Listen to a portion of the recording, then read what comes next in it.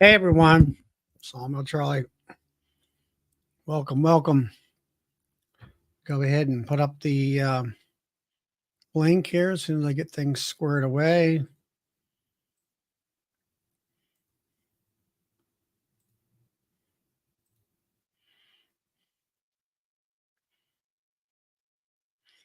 There we go. Hey Sandy and Tom and Melissa, Mike, Kim. All right, get out of there. There, now it's pinned. And Keith, and Randy, Stone River. And let's see who else is in here tonight. There was Mike and Strut and Buck and JW's in there. Hopefully everybody's having a great time. There's Lee and all that. And so far so good here. We haven't had any rain. We're supposed to be getting some tomorrow, hopefully. Need some. I know you guys out in the Midwest there have been getting a lot of rain and all that. And there's Ryan. Hey, Ryan. And Ryan, he's been putting out some videos. That's Peabody's apiary. He came on here a couple of weeks ago and wanted to know how to do it. And we just said, go ahead and start putting it out. And sure enough, he has. And he's done quite well with it. Doing some really good work editing and all.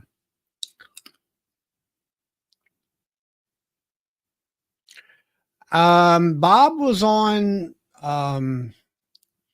Ricky's show. He dropped in, said hi or whatever.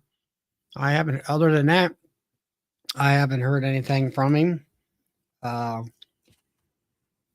sure just exactly what's going on. I know he's probably looking for a job. He's been applying, putting applications out, I think. But other than that, that's about it, as far as I know. Maybe he'll stop in tonight.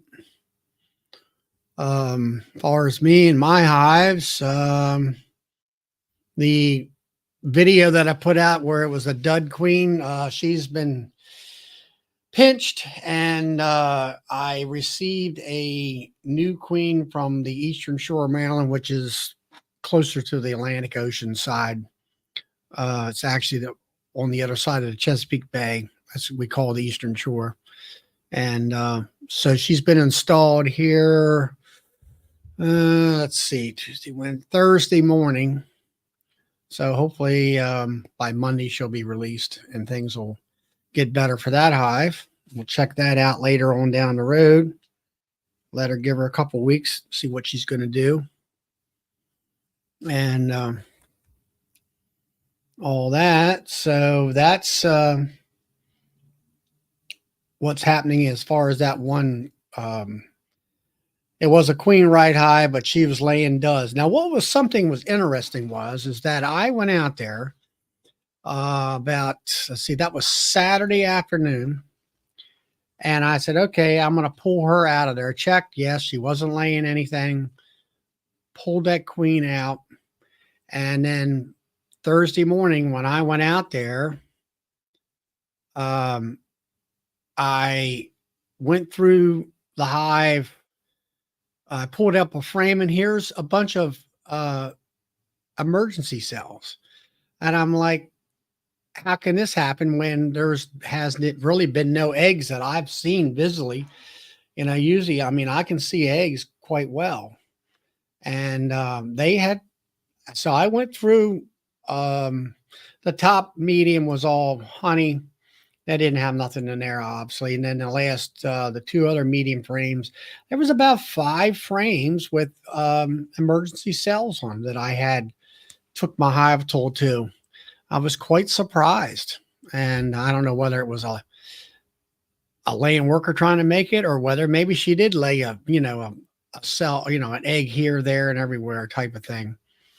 But that was interesting. So I went ahead and killed all the emergency queen cells, so they were completely hopelessly queenless, and went ahead and put the new queen with her cage in there. So hopefully everybody will be released and everybody will be happy about that. So that was one of the interesting things, installing that queen. And the rest of the highs, like I say, we were talking about mite treatments on the other on Ricky's show last night, and I've got April bar in mind right now because since I had bought it at Nobby, and it's also been quite hot here and all that. And then Matt there, he is where you at, Matt? Hey, he's in the national capital. I don't know. National capital. I don't know what capital that would be. Is that Washington, D.C.? RHE next. And D.C. Okay. All right. And, well, good for you if you can stand the traffic. That's for one thing.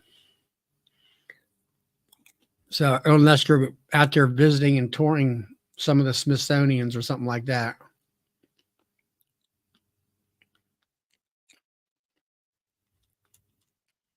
Yeah, and then JW, he's had an elephant infestation out there on his highs.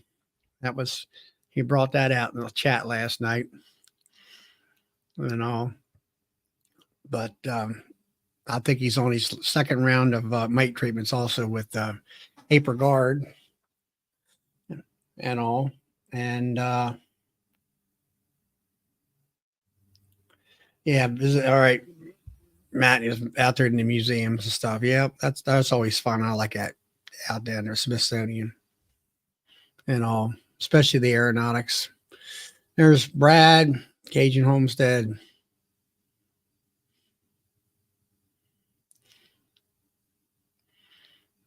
Okay. So, anyway, that's what's happening with me here. Waiting till the 31st to take out my first round of mite treatments. Hey, Mike, Minnesota Mike. And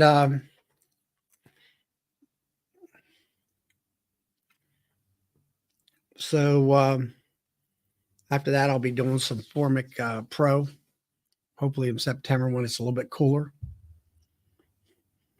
And that is pretty much all I have to really say. Anybody else would like to pop in? Come on in. Keep me company. You know, the link is in. So I guess the next thing I'll do is start feeding here probably a week or so after Labor Day, some 2-to-1 sugar. I've already got my sugar. There comes Mr. Tom. He's going to save me tonight. Really? So what's that? I think you were made mention that there was a lot of rain out there today. Yeah. We had a big storm between 5:30 to 7 o'clock, dumped a ton of rain, over an inch. And we got an inch plus this morning. So I walked out. I have a little story to tell you. Mm-hmm. I walked out after the storm just to make sure everything was all right. And in front of my hives out in the field by the trees, over the trees, was a pretty good sized swarm of bees. Really? Yeah, and they flew I thought you were going in. to say you had a bear. So they flew in over all my hives, right here on the stand and hovered for about 20 minutes, just hovering over it. I think they're trying to find an empty one, but there isn't any empty one. Right. There was 2 days ago, there was an empty one, but I moved one of my new queens into it. So then they flew up over in the cedar tree over there, Right. about 45, 50 feet up in the top of the cedar tree. Well, I got a bucket and a pole, extension pole, and I can get up 40 feet. And between my ladder and the extension pole, I got them. Really? And So now, they're now in you my got another hive five. number 22 right now, which was my other last empty hive. Yeah, Sandy talked about she's the one that got the bears all the time. Yeah, she sent me some pictures of the bears trying to get in the Yeah, trash cans and stuff. She's out there in the mountains of Maryland, close to West Virginia. And yeah. all So that. that was hive number 32. 32, man. Yeah, they filled up 4 frames. I That mean, it was was up like a until that. spring swarm. Yeah, Sandy says thought you were finished with swarms, Me too. but Well, I'm 99% sure it wasn't one of mine because I kind of saw them coming over the trees. That's back behind the other way in my right. picture. Um, yeah, I was going through some of my nukes and making sure that they had room and stuff. They seemed to. I got a video I'll be putting out probably tomorrow, and where I went through a couple of the nukes, and they seem to be fine as far as having plenty of room and not being it wanting to swarm. So Yeah, I got mine in 6 frames, and I can put a box on top of them. And I just did that today, so I can start. most of mine are Yeah, 5/5, but a lot of time here lately because of sort of the honey flow we've had, some nectar flow. Um, I've been put a medium. Hey, Tar Heel and Randy. But right now, I'm starting to see the spotted lanternfly. I seen one coming into the house. I mean, they're nothing like it was the last 2 years. You'll see one here, one there, maybe once a week. But sure. we had our club picnic, bee club picnic Wednesday. I parked my car underneath this one tree that was notorious for housing spotted lanternflies. And so anyway, when I got done, definitely we have, they're there because now I have all these little speckles of their excretions all over my car and the windshield and all, which is more or less sugar water is what it is, basically. Sure. So they're in the area. They are producing a small flow. Um, we had an extended flow, I'll say, into July this year. Normally we don't, and the highs behind me there, they're all them top boxes are full of nectar for pretty much solid full, which gets them I, through August.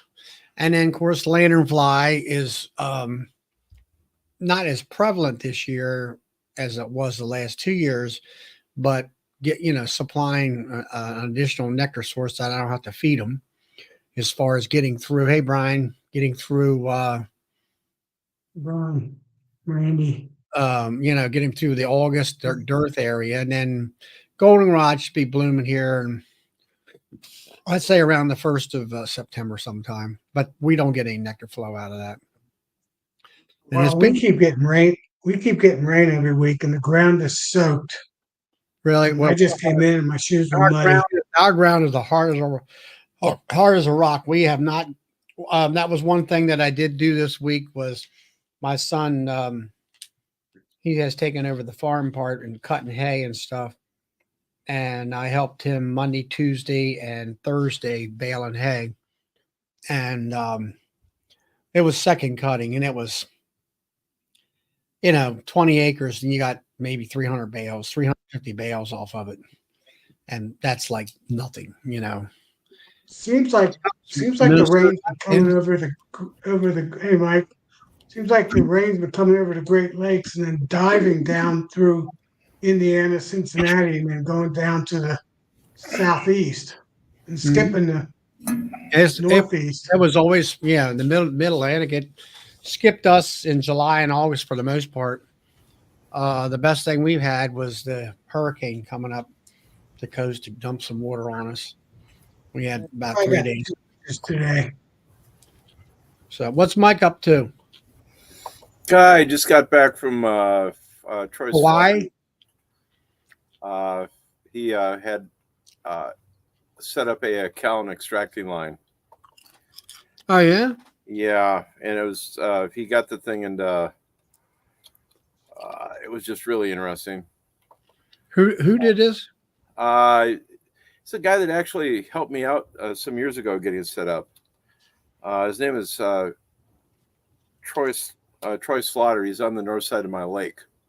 Mm-hmm. Then he's And a what? Commercial, obviously a commercial beekeeper. yeah, he's a I guess you'd call him a commercial sideliner.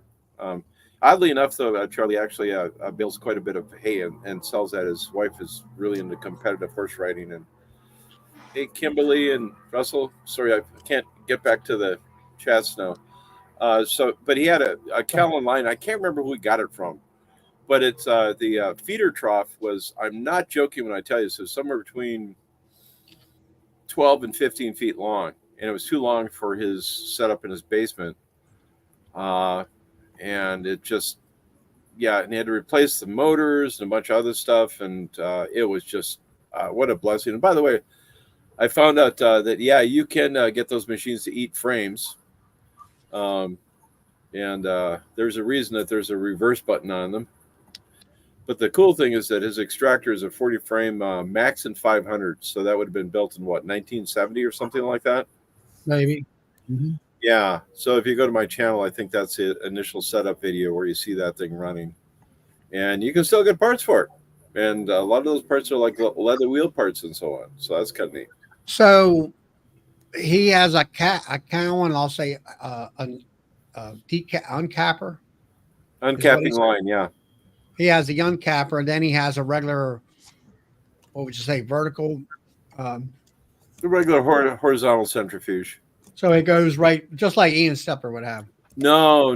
I'm sorry. I said horizontal. No, it's a vertical standard centrifuge. You know, like most of us have for. He'd like to get a horizontal one, but that's going to have to wait until he, like builds a dedicated honey house. Right now, this is all in the basement, which works out really, really good because he's got all the hopper piping and so on.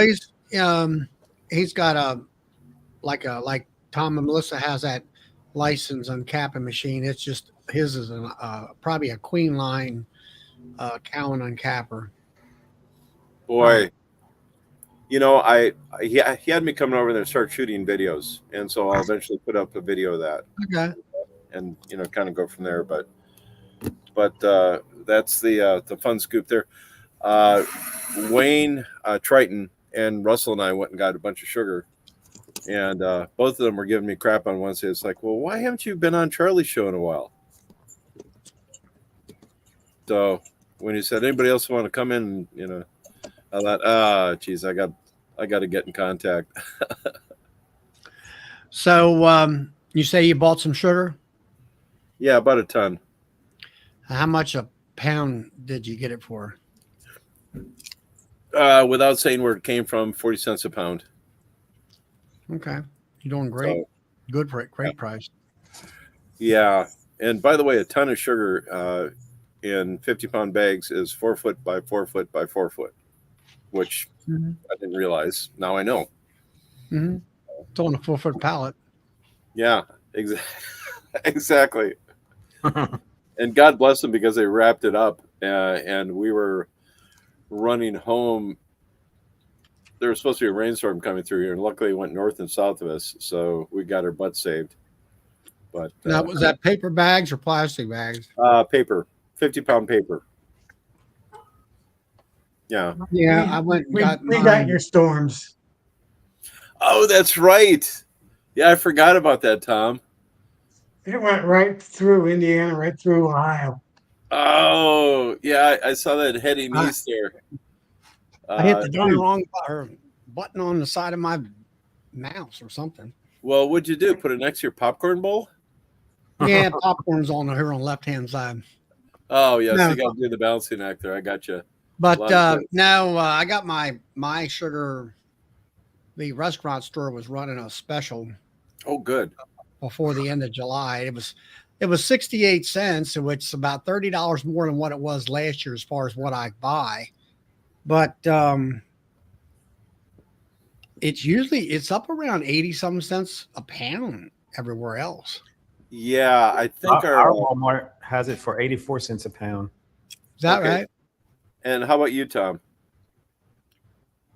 It's around 80 cents a pound typically. I haven't bought any yet this year. Yeah, I think our Wally World here is about 85. Now Troy said something about getting it from the commercial Costco account. So I have no idea what the price is on that. But yeah, we're all seeing basically the same thing, like around 85 cents. I had some left over from last year that I've been using. Okay. Yeah. Everything's high. Yeah. Yeah, that it absolutely is. It's just freaking ridiculous. By the way, one of our friends has his anniversary today. Russell, I hope you and your wife had a good time. Just everybody give a shout out to Russell. Happy anniversary. Russell Koopman. Yes, sir. All right. Happy- Happy anniversary, Russ. Yeah. So, Brad, what's going on with you? Not too much. Just been trying to raise some queens. Yeah. They're coming out pretty good so far. We still got a lot of drones left. Matter of fact, I even still got some drones hatching in the hive still. I love it. A lot of it comes from That swarm I new just right caught there. a few minutes ago had a lot of drones in it. Oh, it You know, did. typical springtime. It looked like a springtime swarm. Wow. Weird this time of year. So, Brad, are you grafting all yours? I can't remember. I did buy some sales a couple of weeks ago, but I did the rest of my grafted all this year. Okay. Yeah. Triton actually gave me some of his grafting equipment. Said, no, you've got to get into this. Yeah, it's fun, Mike. I love grafting. That's my favorite part of beekeeping. And I've never wanted to do it because I've been having trouble with my eyes. My eyes have actually improved a little bit, and my hands have actually gotten a little steadier this year for whatever reason. And it could be from not like moving 300-pound logs every day over it, helping out Mr. Vince. Yeah.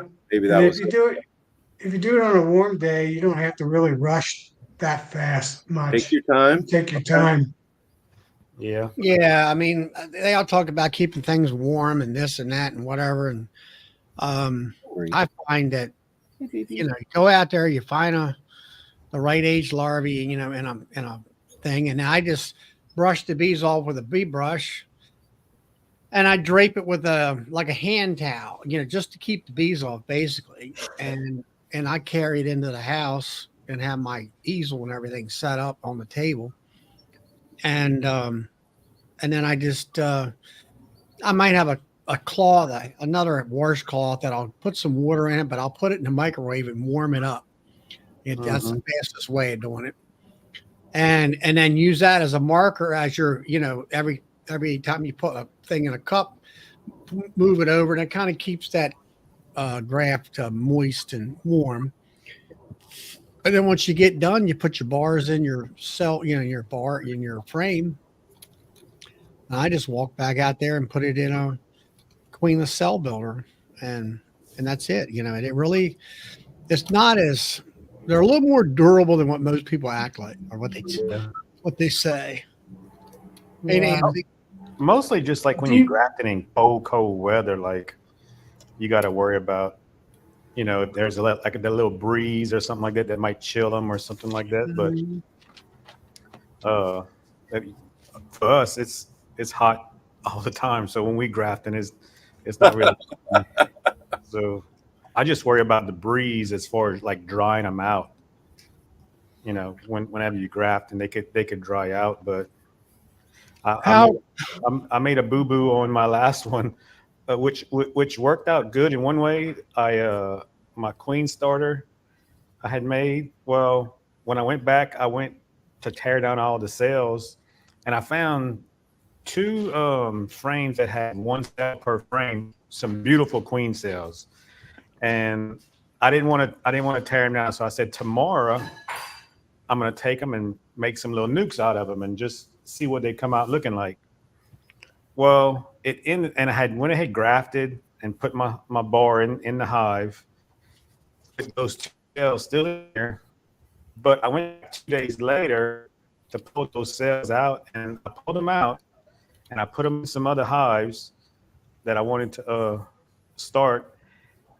And I guess it affected the bees because the bees only started 5 cells out of 30 on them bars, because I think since they already had those cells in the hive, they wouldn't. Sure. When I pulled those cells out, those 5, Yeah. after they were capped, I pull them and put them in, put roll cages around them so that they don't get tore down. And it was some of the biggest cells I had ever had grafted myself, because since there wasn't so many for them to feed, they fed those cells. I mean, you could see the raw jelly and the cups were still full even after they had capped and the larva had, and they hatched out yesterday. And the queens look like they're already mated. That's how big. Man, that's how big. You need to learn how to duplicate that again. So I'm praying that those 5, because all 5 of them hatched. I'm praying that those 5 get mated so I can see how big they'll actually be whenever they come back mated.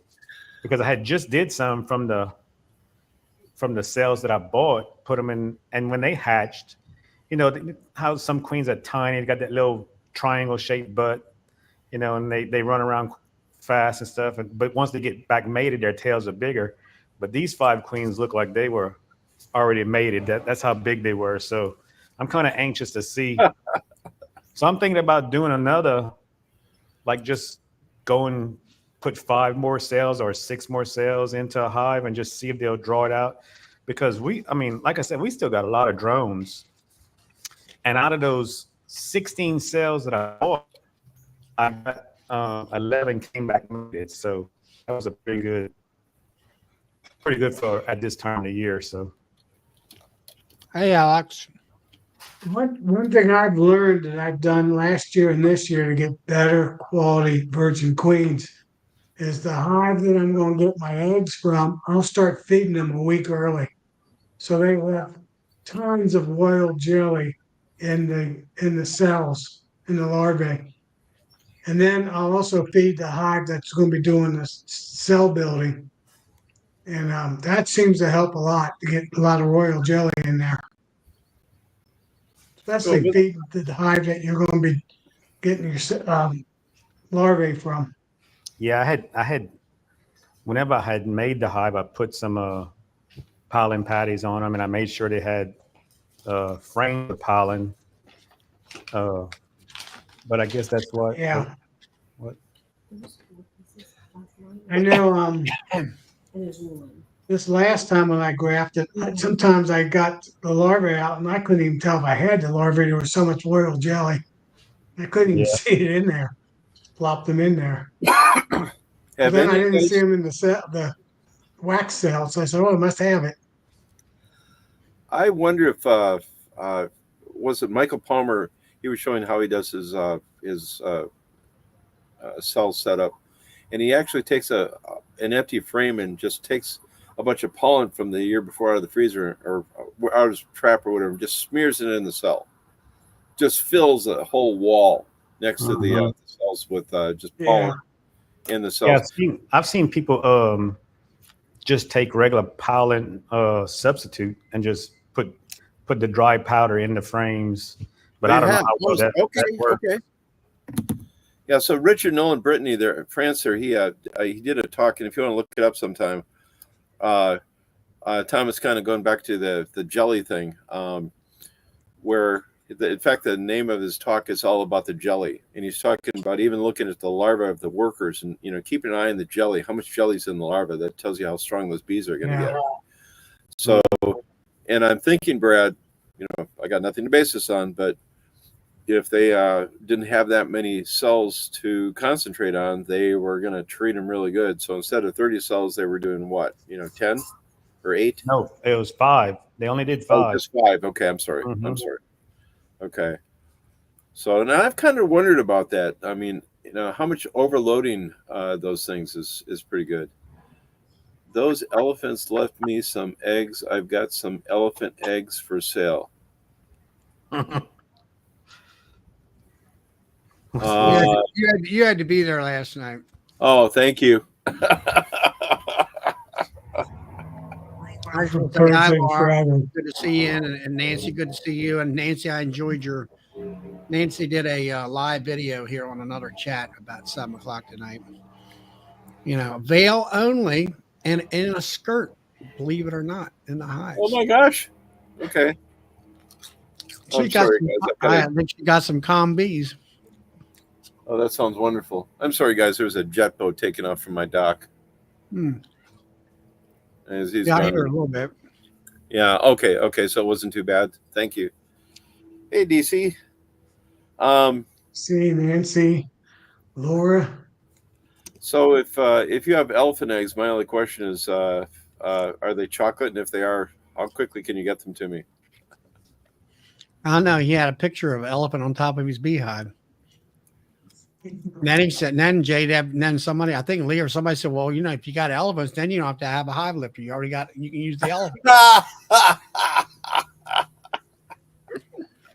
Okay, that's pretty good. I like that. So,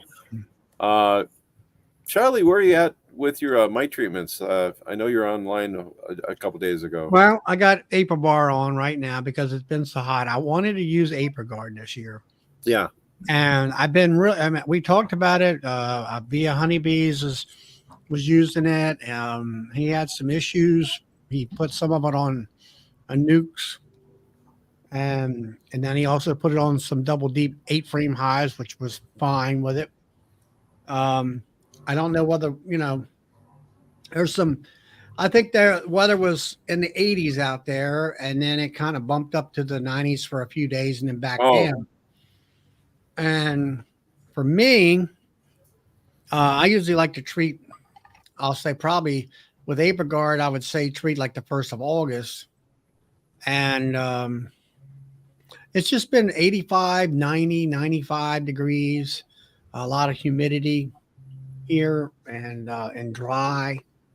And I was just concerned and trying to, when you're listening to the weather guy and you look at the extended forecast, I mean, that's all you can do is go by the extended forecast. Now, sometimes it didn't do what it said it did, or it's like 90 or 95 degrees is real temperature, but it feels like it's 105. We had a couple of those days, like 2 weeks in a row of 2 or 3 days of that per week. We actually shut the mill down because it was that hot. Wow. To us, we just quit work. Yeah. And stuff like that. So I figured, well, I had bought Formic or Aprivar at the Nobby at a discount. So went ahead and used it like I normally do it. It'll come out the 31st of this month. And then we'll be in September, Labor Day area there. And usually we have a nice window opportunity of, let's say, 75, maybe 80 degrees. I'll put the Formic Pro on. Okay. And hopefully we'll have about a 4-day window there where the most gassing goes off in around 4 days of that product. And then after that, I'm going to throw some Appy tablets on there and start feeding. And then I'm not sure, some of them I might Aprivar, or not Aprivar, Formic Pro. I'm still getting my. That's okay. Take your time. Oxalic acid is what I'm thinking of in the wintertime, a couple times a month. Okay. Yeah. Either 1 or 2 times a month. So that's another reason I came on tonight. And hey, Wayne, was because Wayne and I and Russell and I have been talking about this. If you have Appy tablets on the Hive, which is thymol, and Bob Binney did that thing. He said there's a moderate conflict with using oxalic acid with thymol, and he didn't go into what it was or what you should look for. Well, what it was I listened to that, and what it was. He says if you had oxalic acid on first and then thymol, no problem. But if you put thymol on first and then oxalic acid, there's an issue there because the thymol is kind of it's not there. You can't see it, but the gas is still, or the fumes are still kind of embedded in the wax, and it's still off gassing, even though it's physically the gel's not there. Okay, so I understand that, but what happens when those two combine like that? I don't know. I'm not sure about that. Okay, so and that was the question we had. There it is. You see thymol bonds and the lipids in the wax. Okay, well, you know why it goes into the wax. Okay, so we understand that. That's all fine and dandy. But what happens? And the real question that came around is that both Triton, Wayne, and I have done this before. Is that we've had Apigard on, and then once we're done with the last treatment of Apigard, after maybe a couple days, we use a dust up of oxalic, and that's. But what is the problem with oxalic and thymol combining? And to bring that full circle around, you were talking about putting the Appy tablets on. The Appy tablets have thymol in them. Now, do you guys, when you have your Appy tablets on, you're hitting your hives with oxalic through the winter too? No, I mean, I have. You That's have? what I wanted to hear. Because last year I had Appy tablets on, and in the fall, and some of it stays around, and I hit him with oxalic acid a couple of times, but I didn't notice any. With the tablets in? Yeah, with the tablets in, I didn't notice any harm being done to the bees, so I didn't know any better. But I think those tablets after a few weeks aren't putting out that much thymol anymore. Okay, so it's basically a slow release. Somebody just put a comment Yeah, it's on real there. slow. What the heck was What this? did you find, Brad, with the Appy tablets? Did you find any earth-shattering differences or Well, anything? last year was the first time I really used them, but I didn't have any dead outs in the winter. I had one dead out, and that was from a bad queen last year. Okay. Well, did you find that I mean, I know your area, hive beetles are a major problem. In the wintertime, because I used them in the wintertime, like I use my little sugar bricks and stuff. Mm-hmm. And in the wintertime, we don't have any hive beetles. If there are, they like hibernating in the hive with the bees, and they're not really laying any larvae or anything. But they ate them. They ate the Appy tablets pretty good because they ate them like sugar bricks. Because our bees are flying so much and they're not going to find anything, so they come back and they eat the Appy tablets. The only ones that didn't eat a lot of the Appy tablets like real quick were the ones that had a lot of food on the hives, like an overabundance of honey and stuff. But I don't know if it's something to do with certain bees, like because I got a couple of different kind of bees just from the coloring I could tell. Right. That was a couple of the hives that have the lighter color bees. They're almost like blonde. And they, instead of eating the Appy tablet, they did that to the oxalic release pads that I just put on there too. The same bees, they propolized around the tablet last year, and this year they propolized around the oxalic pad. Yeah, I've seen that. They built up a little foundation around the dark that I got. Do that. They'll eat the tablet and the oxalic pad. Either they'll tear it apart or into pieces, or they just won't propolize around it. But those blonde looking bees, it's from 2 queens that survived off the California beekeepers queens that I ordered a year or so ago. Okay. And I'm telling you, I noticed that when I got those 2 queens and I put them in those hives, because I had put them in some hives with some Italians, when they were already mated, but I put them in there as nukes. And once they started raising their own bees, I started noticing the color of the bees changing. And when they got up to the big hive, popped the lids open, they were just like solid blonde bees. No dark kidding. stripes or nothing like that on them. Good night, Lee.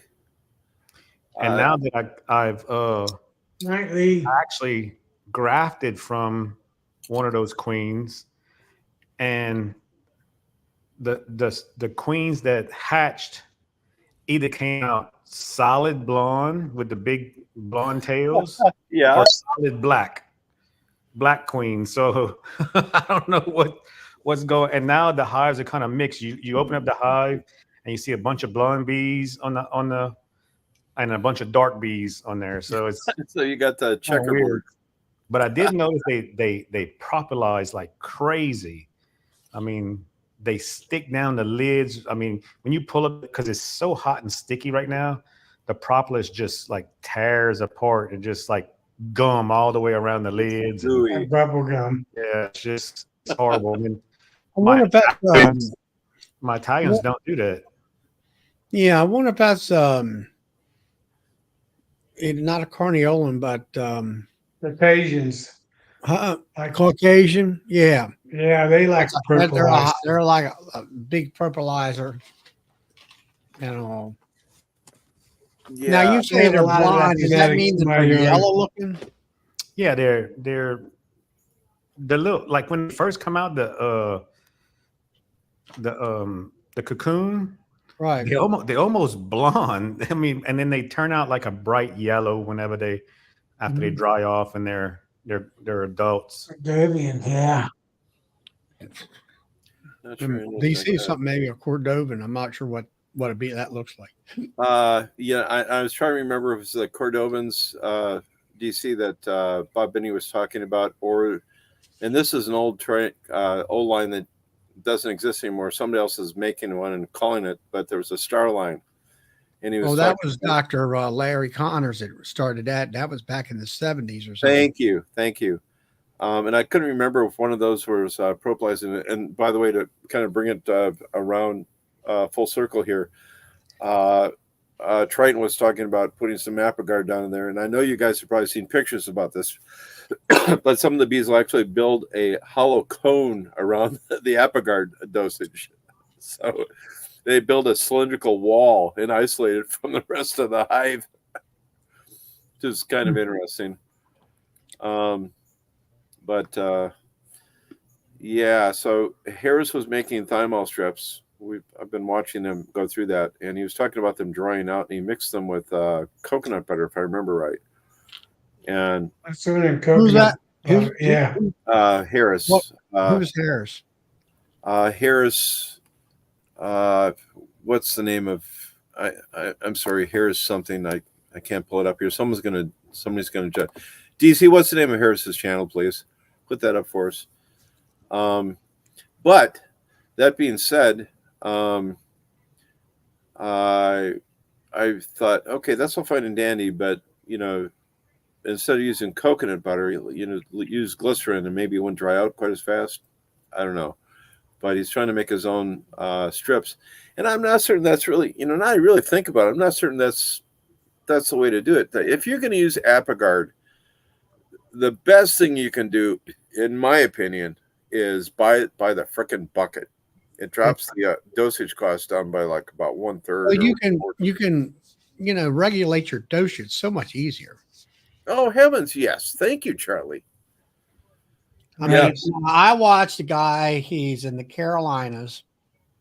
I'll say North Carolina, maybe north or south, but anyway, he put 25 grams of Apogard on, and it was 90-some degrees. And then it says 3 hours later, he put 25 grams on. Okay. And he put it like he put so many grams, like say 6 or 8 grams on all 4 corners to equal 25. Okay. I would have put 5, 10, 15, 20, 25 in the middle. But anyway, that was how Kent Williams told him, instead of putting it on a card, he put it on the tops of the frames. And I've seen that video. I seen that video, but I thought the idea of Apogard was for them to grab it and bring it down through the brood. That's right. So if you're putting it on the corners where the honey's at, and they're grabbing and taking it down the bottom of the hive. Aren't they just passing by the honey and they're just I missing? I never really thought about that, but you're right, Brad. Yeah. I thought about Right. that because all the instructions and all the people who use it, like the professionals, they all put it in the center of the hive over Above the the brood. brood. Yeah, yeah. You know, Yeah. because the bees. Now the question is, I seen that video and I don't remember whether or not he had his enders reducers out. That's where I'm at with it right now. It's like I need to really study more of the fine points of that. Of like, I finally figured out Formic Pro where you put the chloroplast board in. If you got screen bottom boards, you make sure that you have a full wide open entrance, which they tell you that in the instructions. Yeah. And you put it, you put the pads right over top the brood. And for me, like those 3 mediums, it would always be on the middle medium where the brood at, but that and the bottom one, and all that, and it works fine. And I'm wondering whether, because it's a fumigate with Guard, definitely you probably need to open up a full entrance on the front of the hive. And I think that it is a fumigate and it is also a contact thing. Mhm. So I presume the fumes are heavier than air. So you want to close the bottom of it up. And that was the one thing this guy did in his video. He said, I went ahead and pulled the IPM boards out from underneath of it because I think 3/4 of the bees were on the outside of the box instead of inside. That's how, they were bearding really bad, Okay. Yeah. really bad and all. And then My mentor puts the ApiGuard right on the frames, but he puts them right in the center frames. who does? My mentor, who's a sideliner, third generation beekeeper, he puts it. He's a year older than I am, so he's been beekeeping for 60 his whole life. And Yeah. he just puts it right on the frame, right in the center of the hive of the brood. But on Yeah, the frames. I would Did that think with that a that's couple okay right there, but I didn't understand putting it on the outside because you're just giving easy access for them to carry it past honey and past worker bees. I mean, not worker bees, but field bees instead of the workers that are in the center of the hive. Because because everybody who explains it says, like Charlie said, it's a contact. They take it, they pass it from each other around the hatching brood that has the mites on them, Tell me and about it. it's supposed to kill them, going through the brood Right. because it don't penetrate the wax and kill the mites. It has to either be right there at contact. So this gets into an interesting thing here. In fact, I forgot to ask Russell about that this morning. How the heck does thymol actually kill mites? What's the chemical interaction, or how does that work out? I don't know. And thymol, by the way, someone else put a combination. They said it's like combining 2 acids, you get a third acid. I don't think thymol is an acid. I don't know that though. So just throwing that up in the air. I really want to. I was hoping that what's his name was going to be on Todd Loma Vista, because I think he did. Got a grain. What's that? I can't hear you, Tom. You're muted. Unmute yourself, Tom.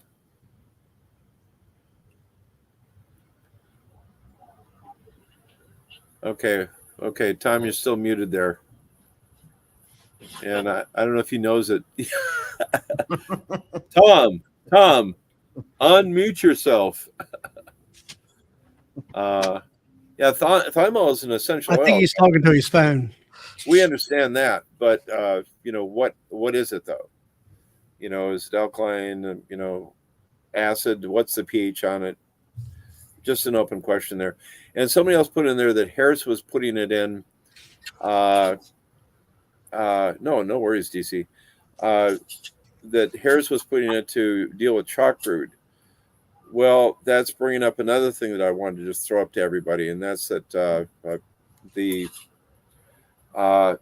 Troy and Wayne and Russell and I are talking about the potential of using the camphor oil and tea tree oil pads for us here because it gets so cold and they get Bob Binney used it to knock down European fall brood, so it's antimicrobial. And if we put that in our hives towards, before the hives really get shut down, was it possible that that might clean the bees out, their gut out a bit, and reduce the nosema, which is we got two problems here basically over winter aside from starvation.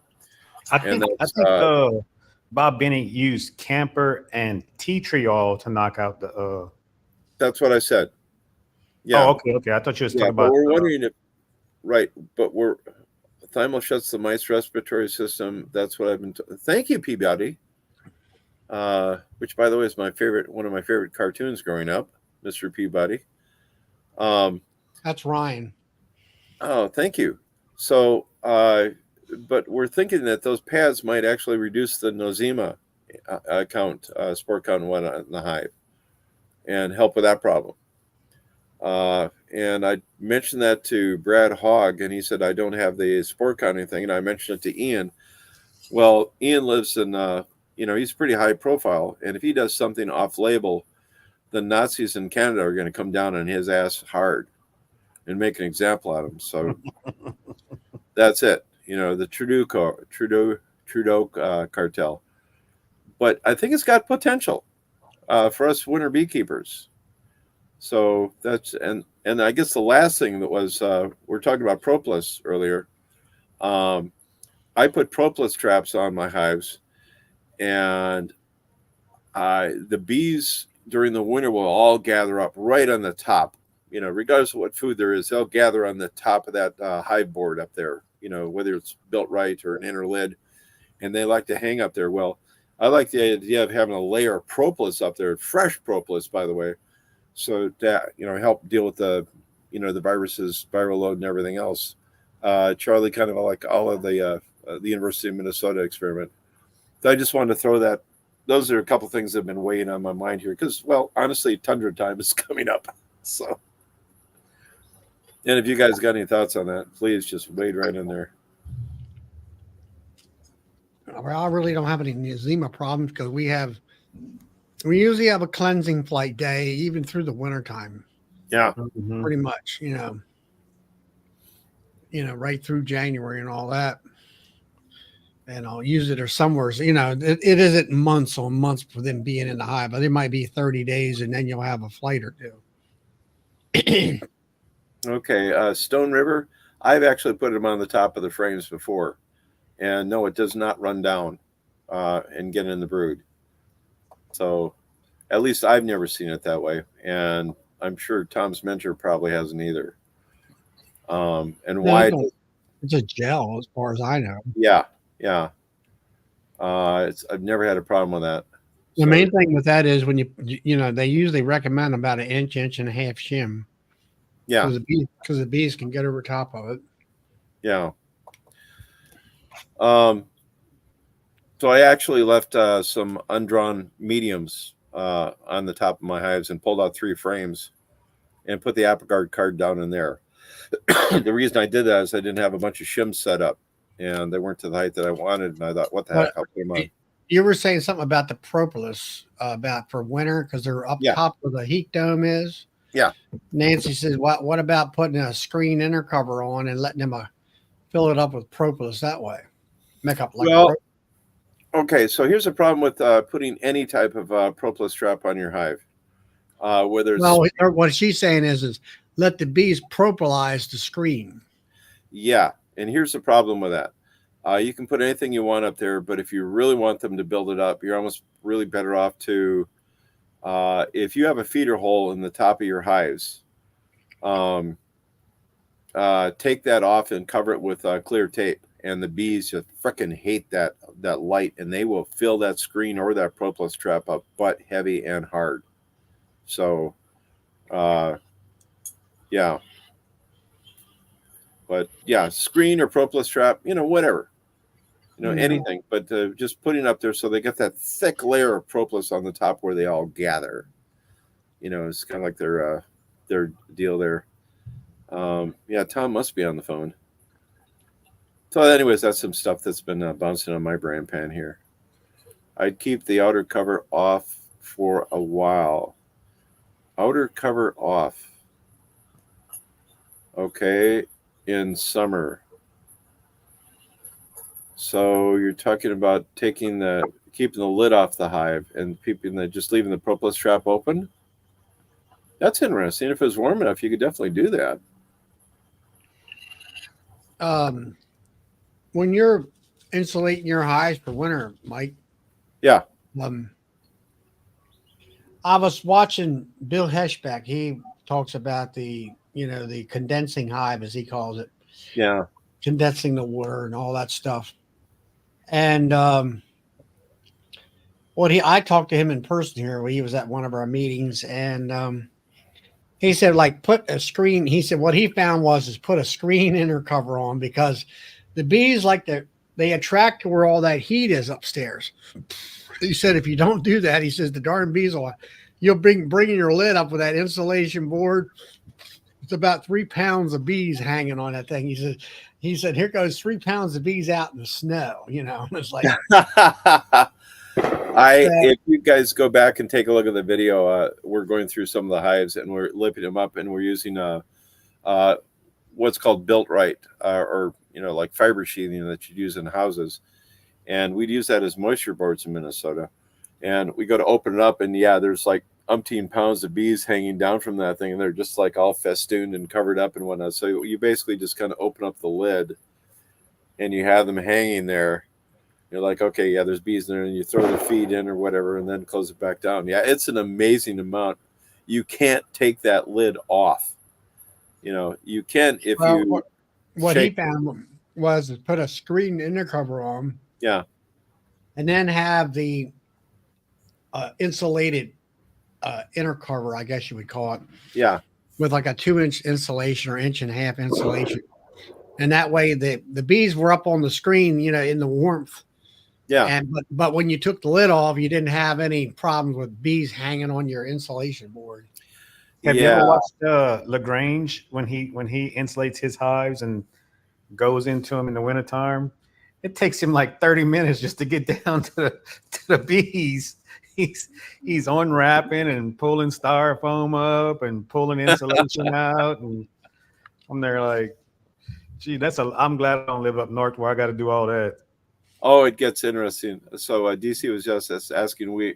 I actually take black saran wrap, commercial saran wrap that's used to wrap pallets, and I wrap that around my hives. I get the insulation up against, then I put the black wrap on there. That actually works out really good. By the way, you can use that as a windbreak too, if you put metal fence posts up. Mm-hmm. But it works really nice. But here's the problem, though. You need to make sure that your lid is on there perfectly. Otherwise, the bees will get out and they will populate that outer cover. And I lost like 3 or 4 hives last year because the lids weren't fit just perfectly on there, and the bees found just enough space to get out, and they got in there, and that was the end of that. And that's the other reason that I want to use the propolis trap in there, because the propolis trap has little corner edges on it. So once you put that down, Charlie, it doesn't shift, and then I put the insulation on top of that. So it's kind of like the screen that you're talking about, but it's locked in place. So. Well, yeah, you're right, because I got a license hive, and when you put that insulation top on, it's domed. Yeah. And people, different All right, ones. I'm back. Okay. It comes with a green propolis trap that you put on top of. Oh, it does? Yeah. I've never seen that. It's maybe, just about maybe bee space is just enough for one bee. And what they'll do is on the top of the frame, they'll build, I call them pillars of wax to hold that trap up so they can crawl through there. And they'll propolis that propolis trap up. Yeah. And then you put your insulated hive that you lock down on top of that, and it goes out to the edge of the box and all, and it works fine. Good. Yeah, that's marvelous. But and like DC was talking about Alex with his insulation system, we'll have to say that he's really got a well thought out. It all fits together, and he's got to be able to pull the center part out where he can feed or whatever he needs to do to get down in there. But of course, you know, he's up there in that super cold country. Oh, Yeah, yeah. that's he does a good job Hey keeping guys, them I'm going to alive. jump off for a few minutes. I got to get cleaned up, get something to I eat. wish you would. I'm No, I still need to. soaking wet. We got an inch of rain this morning, then I got up to 90 degrees, and then we got a thunderstorm, and it made it really humid. Yeah, Thomas, you must be like just sitting. Yeah, go take off and clean up, man. I hear you. Yeah, I'll be That's- back. Okay, All right. Thanks for coming on. thanks. Yeah, But yeah, I mean that the propolis trap will work for you definitely because that's what license uses. And okay. I like them licensed 6 frames hives. I got one 10 frame. I tried out so far. It's doing good as far as handling the heat. The bees don't stay outside the box as much as the regular hives that I got. Yeah, I got a 6 frame nuke myself. I got a 6/6, and I ran it through the winter a couple of times, and with no top ventilation and everything, and no problems at all. I know there was some guys around here that took the darn propolis trap off that's their inner cover is what it amounts to. Yeah. And of course, the lid's domed up about 1.5 to 2 inches, and here's all this darn burr comb in there. And I'm like, well, why don't you use what the manufacturer told you to use? You know, you don't have that problem. And like I say, you open that hive up, and they'll propolize all that propolis trap up for the most part, and it works well. And the thing is, I don't like about that licensed hive, there's no handles on the side of the box. It's either front and back. Yeah. That's the downside of it from what I can see of it. And I think the you got to do frame- like that with your hands in order to take the box off, which I don't particularly care for. I'd have to look, but I don't know if the 10 frame is the same way. I think. Is that right? Yeah, I'll check again, but I think the 10 frame is only front and back also. And it's kind of awkward for me to grab it that way. But I mean, I liked them, but I don't know. I kind of like my wooden boxes better in a lot of different ways.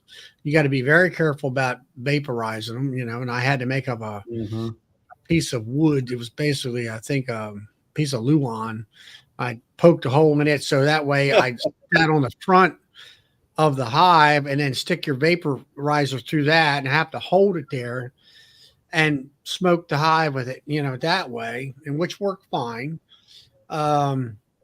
Whereas my wooden jobs, I go through the back end and, you know, in the back of the hive, front hive's all blocked off.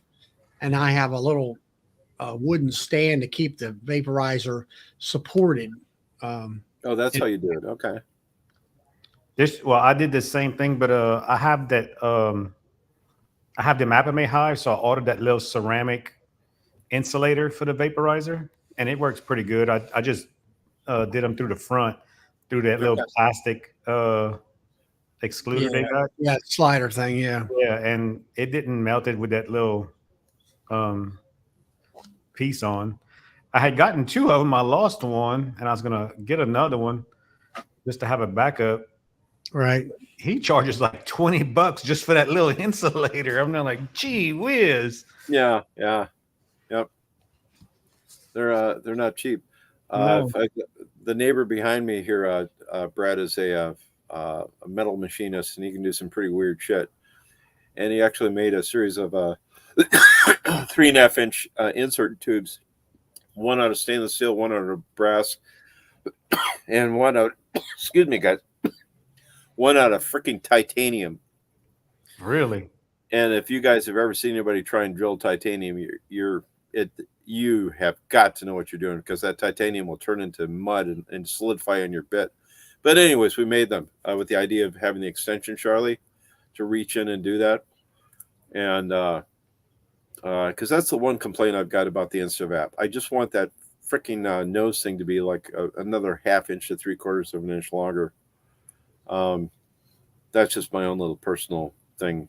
Well, I'm right. They didn't have the Insivap when I bought mine. I had the ProVap, Yeah. and it's got that copper, and the copper it's designed to go on the front of the hive, is what they keep telling. Mhm. And I'm like, I'm blocking the hive off. I'm putting it through the back end. Yep. So what I had was I had a board, happened to have a couple boards that happened to be a certain size height, and a board across the bottom, kind of like a T square. Did you do a video on that? Yeah, I showed that. And then what I did was I put a little notch in the top end. Oh, Yeah, I just kind of like a kickstand. that was pretty slick. You just kind of, you have to kind of, there's one that's a little shorter because when you get out to the 10 framers, they're a lower hive, and then the other ones are a little bit higher. So I got two different size heights, and it holds the unit right there in most cases. And all that stuff. Actually, I'm going to see if I can get those tubes here real quick. Yeah, Peabody said he put a piece That's of copper. Ryan. Ryan, okay. Yeah, he said he did that. And actually, what we found out was that we just made the extensions too long. That was the problem. But I'm going to grab those things here real quick. I'll be right back. Okay. See if I can find them. So when do you quit grafting, Brad? When does the season kind of run out for you down there? I think I'm gonna do one more set and then I'm gonna quit. You got all those queens. Are you just requeening all your hives, or you? Yeah, and the only thing that I got left is really my production hives that I have across at my mother-in-law's house. I think I got 12 of them over there, and it's not old queens, but it's like last year's summer queen, some overwintered queens, and I think I'm gonna raise some queens. I got some in like some 3 framers right now, and I'm gonna move them into some nukes. And over winter, if any one of those start failing, I'll just plug in one of those nukes to them, and then come springtime, I'll just the end of the winter, I'll just evaluate them, see who's not doing any good, and I'll just plug in one of those newer queens. Mm-hmm. Well, Because it's nice. I mean, it was ridiculous how much more honey I got off of the, let's say, 6-month-old queens compared to the 1.5-year-old queens. Boy. Well, the last couple of weeks I haven't seen Rick in tonight. But Rick Sutton, commercial beekeeper out of Kentucky, he was also a speaker down at Hive Life back in, I think, the first Hive Life that came and put on 2021. And he told me last weekend, and I was telling him where I had the problem this spring, and I requeened, and I was surprised I got 1,000 pounds of honey being late, in about mid-April, because, it's honey season's about a third, into it. And he said, oh no, he says, you get new fresh queens, they'll make more honey for you, because they are laying up like a storm. Yeah. It's ridiculous.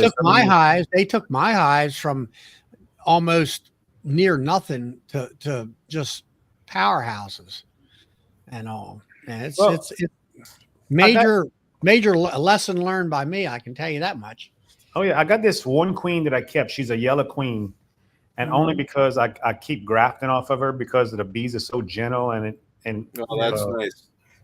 When she was young, it made super big hives, but like she's a yellow queen. So what is she, like, going in her 3rd year? I think yellow was 3 years ago. All summer long, she stayed with 3 frames of brood, okay, and just in 2 deeps. Now they filled up that top deep full of honey, but nothing more. I had put another box on top of them to draw out some comb. They never drew it out. She never had enough volume of bees to get up there and draw out the comb. So, and then my 1.5-year-old queens that I had from year before last, they all made 2 tubers of honey. The 6-month-old queens that I raised last fall, I had them stacked up six boxes high, all of them. I mean, it was just 6 honey supers high. Yeah, 6. Well, I'm saying it was a deep. Then I put a deep on for them, and then I had 4 boxes on top of that I took off of me. So Right. I mean, it was just I'm there like hell. I'm not wasting my time on old queens anymore. They good for using as resources, Oh, you know, exactly. Yeah. to get brewed and put in there. But I Hey, would Brian. I would in the end of March, the beginning of April, I was going through the hives where the old queen, they had like 3 and 4 frames of brood, but they were starting to kick off. They had their drones, they were starting out. The 6-month-old queens, 10 frames was wall to wall brood with drones on the outside. Honey up top, but just solid. Every frame you pulled out was just brood, brood, brood, brood, brood, brood. Oh, that's I mean, sweet. Hey, it Mark. was just crazy. So I'm there like, man, when I first started beekeeping, I used to be like, oh, I hate to kill the queen. I hate to kill the queen. I hate Yeah, to get rid yeah, of her. Now I'm like, get out of here. You need to go find you somewhere to go. Yeah, I mean, that's what I'm getting at is that, like we were discussing here a week or so ago in your area, because your queens, I'll say, lay 11 months out of the year, Yep. Oh, there's a and big, yeah. their reproductive system is totally wore out within a year. And you're even observing a queen that's only 6 months old versus one that's a year old. Mm-hmm. It's If we have, there's a big difference in honey production and stuff like that. if she's spotty in the fall, like not bad spotty brood, but just starting to be spotty, like Uh, she won't make it through the winter because they lay throughout the winter, and then come spring, you look and they're dead. They done got so small that if mhm, we do get that last little cold front in February or the end of January, where mhm. it gets down for 2 weeks, then they freeze because they're so small, and our bees get caught. It catches them by surprise because they're always spread out in the hive because it's always hot. And then when a cold front comes down here, it'll change overnight from 80 degrees in the daytime one day to 28 degrees the next morning. So it's like an instant, deal. And if they're small, they're done for. That's it. Yep. Yeah. You'll find them Well, on different frames frozen. Yeah. With And food. I think, a lot of us, I mean, like where I live, where we have some winter, and but like you were saying, we go through this learning period that, oh, I got so many of my hives died over winter, Mhm. Yeah. they'll blame it on varroa or something like that, or you didn't feed or something. But I think I think if you keep those fresh queens, whether like for me, it's every 2 years, down where you're at, it's every year, that you're going to go from a lossage of whatever down to maybe 5%, 4% But lossage, like I only had last year for the first time one hive die. one And hive. So you yeah, got a 1% maybe. yeah, that was 1 out of 50. And so, and this year I'm going in with 70. I'll have 70 hives going into winter this year. And of course, you're retired. That's why you can do all that, I guess. Well, I'm retired from my old job, but I still work during we have some apartments that I have to keep up with. But yeah, I got more Oh, time. yeah. You're never completely retired, Brad, right? Oh no. Yeah. And, talking about replacing queens, it's, I think, in the honey production, I think that's, Bob Binney's been after us for years about that. I replace the queens every year because of honey production. Yep.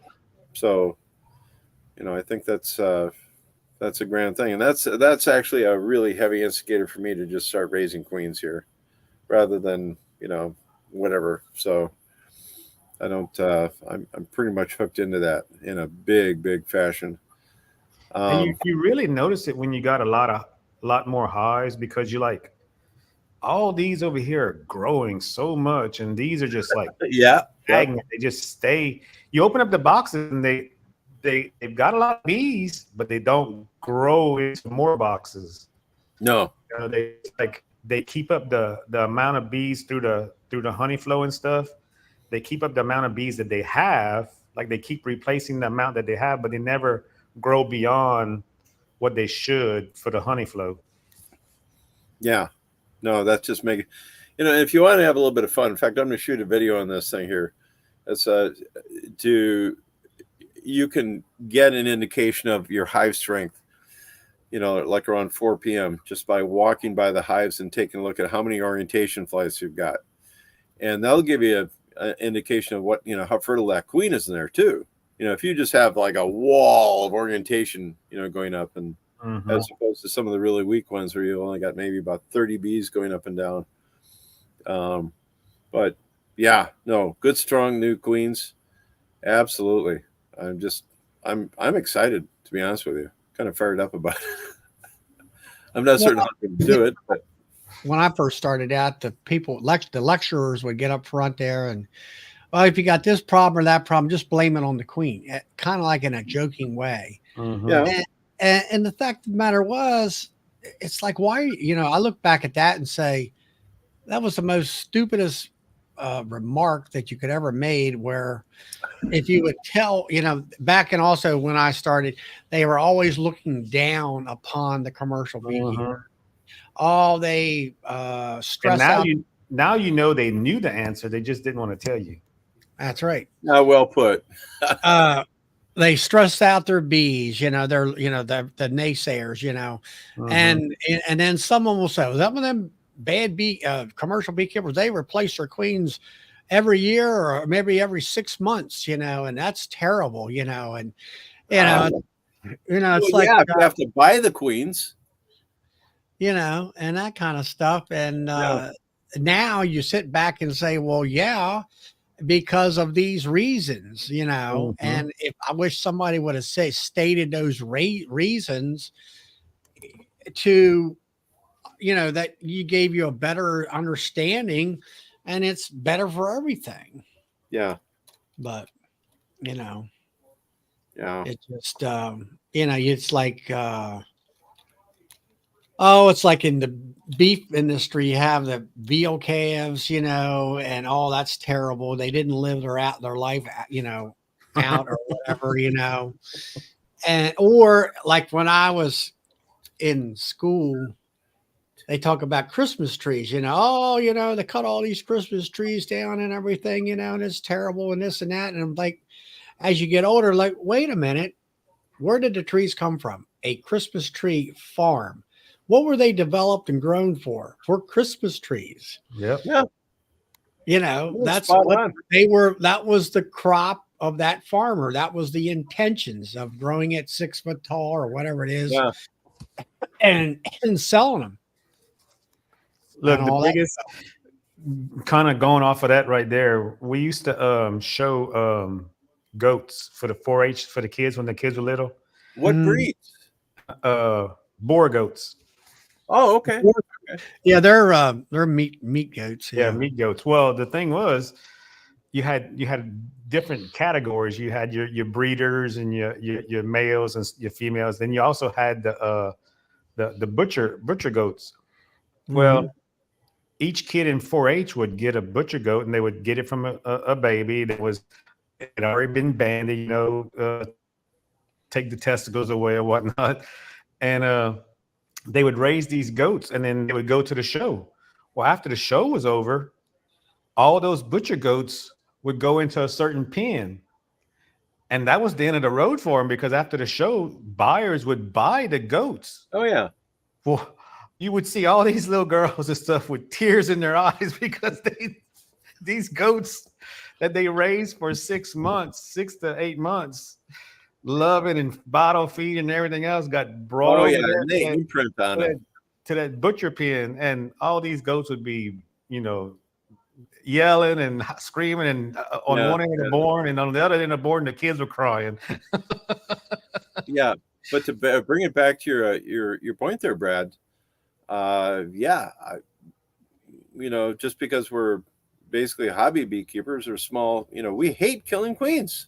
Yeah. Well, we don't keep enough on hand, is what our problem is. and we're Yeah. not raising our own queens. And again, Yeah, I mean, I tell you, that was one thing, and I haven't raised queens for the last 3 years ago, and now I'm revamping my business model here, where I'm going back to raising queens next spring. you are okay. But that was the biggest thing I realized when I started grafting, is that number one, raising your own queens is the key to self sustainability. Yep. Number one, and number two, when you got 20 queens or 10 queens over there in mating boxes, and you got a crappy queen here, or let's say you got a queenless hive, like, oh, there's no problem, just walk over here and grab one, Mhm. Yes. put it in a cage or whatever, and take it over here and put it in hive, and problem solved. And that is the most satisfying feeling, Yep. when you do that way. And now, with my knowledge of understand, like that one queen, it wasn't laying, I would have, years ago, I would have pet that queen along, and it's a queen, it's made it, it might be, but it ain't no darn good, it's a dud. Yep. It's like, get rid of that queen. That's where you see Ian and all those pros out there. They don't hesitate. They just go, oh, that one there ain't doing no good. There's the queen. Snap, they're done. Yeah. Yeah. And that's the end of it right there. They ain't got time to fool around. Yeah. Hands down, that's it. It's no, have them on hand. And something that my friend Troy does when he was grafting a lot of queens is he'd have them all in 3-frame mating boxes, and he'd be leaving them in there, and it would give him a good indication, without having to move them into nukes or whatever. Does that queen lay? What do you see for a pattern in there? Well, you get in there, you put that nuke, let's say a 2 or 3 frame. I got 2-frame boxes. I think I made 3 framers. Yeah. I had to do it all over again.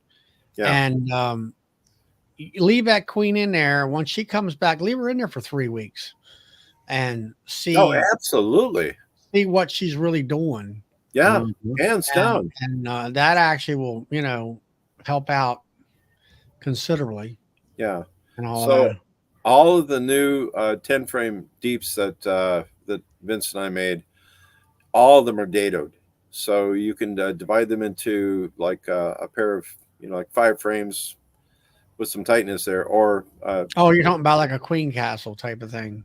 I guess, okay. Or You can have a 10-frame box, and you can put sliders in. Yeah. And you can make 3 compartments, 2 compartments, maybe 4 compartments. I think a 4 compartment might be 3 frames. I'm not sure. Okay, so No, a 4 compartment is 2 frames. Okay. A 3 is 3 frames each. Yeah, thank you, Brad. So it's a 4-frame configuration, or 3 frames by putting 2 dividers in there. And it's great. It's absolutely great. Here Joey put in, I keep all my old queens in alcohol. Something, I hear that do that a lot in Tennessee. Right. Now, Nancy, we were on another chat together. Actually, it was a couple weeks ago. And it was about queen rearing and queens in general. And one of the guys made mention that he took, like, all right, you got a dud of a queen, right? And he would take that queen and smash that queen on the cage of the new queen. Oh, that's right. Yeah, we were talking about that. And whether they're like, hey, bees, pay attention here. The old queen is dead. You better check out this new one in the cage. Yeah, look what happened to her. You're next. I seen one guy smash it, pinch the queen, and then throw her back in the hive. He said, "This is what y'all should have done."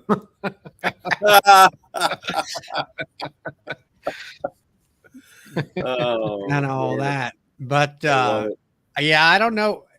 Have you guys had any experience whether that really does anything for that hive? I've never tried it. I've always just pinched them and thrown them away, but I've never tried putting it back in the hive. So on kind of a similar note, going to Joey here, Rodney was telling me that if you pinch your queens and put them in, you're a swarmler or whatever, if you put too many of them in there, you can get enough pheromones in there that it will just drive them out. There's what Nancy says. They stop looking for her and transfer to the new queen. Yeah, and not only that, you're definitely giving that new queen a super boost in pheromones. The odor, not affecting her, but the odor in the box. Suppose they like their old queen and they think the new queen killed her, and they take it out on her. Boy, actually, that's there's too many Appalachian inbreeding jokes in there, potentials. But guys, it's getting dark out here, and the mosquito. We have not had any mosquitoes out here right now. I've got the bog there, the lake over there, but I'm starting to get a little. Well, do you get those? You got some kind of flies out there, don't you? No, What's I really don't. Not the. You're talking about the horse flies. Yeah, if I go down the lowland, I will, but not up here. The mosquitoes will give you a blood transfusion outside. Well, with all the rain, black fly. Yeah, black flies. That's what I've heard. Yeah.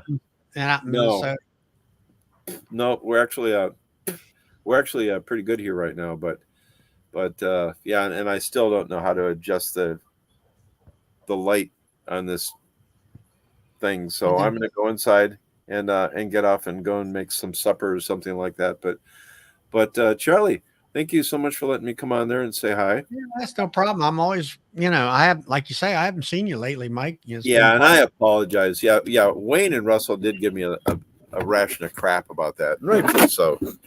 But that's okay. In the meantime, Brad, on kind of a side note here, I'd love to talk to you about the boar goat sometime, because I worked with 4 breeds. Really? The North America's biggest dairy goat farm is like 30 minutes to north of me, and so there's Saanen, Toggenburg, French Alpine, and the Nubian. Oh, and okay. it's just really interesting. And by the way, I had a lot of interesting international interns there. And Nubians, they give milk in the heat like nobody's business, but they have an IQ that would probably rival a dandelion. And so I'd hear I've heard effing Nubians in Latvian, Swedish, Hungarian, Norwegian. It's the boar goats were easy. The females were easy to raise. They were very gentle, but the males, they were dangerous. Oh, were they really? Yes. When they're young, there were no problem, but once they got to adult size, the males would get very aggressive. And interesting. Too dangerous to keep around kids. Yeah. Okay. Well, that says it all right there then. But we were lucky that we never had that with any of the bucks. But I had one male pin me up against the barn. I had to hold him by his horns, and he had me beat. He had me pinned with his head in my stomach against the barn.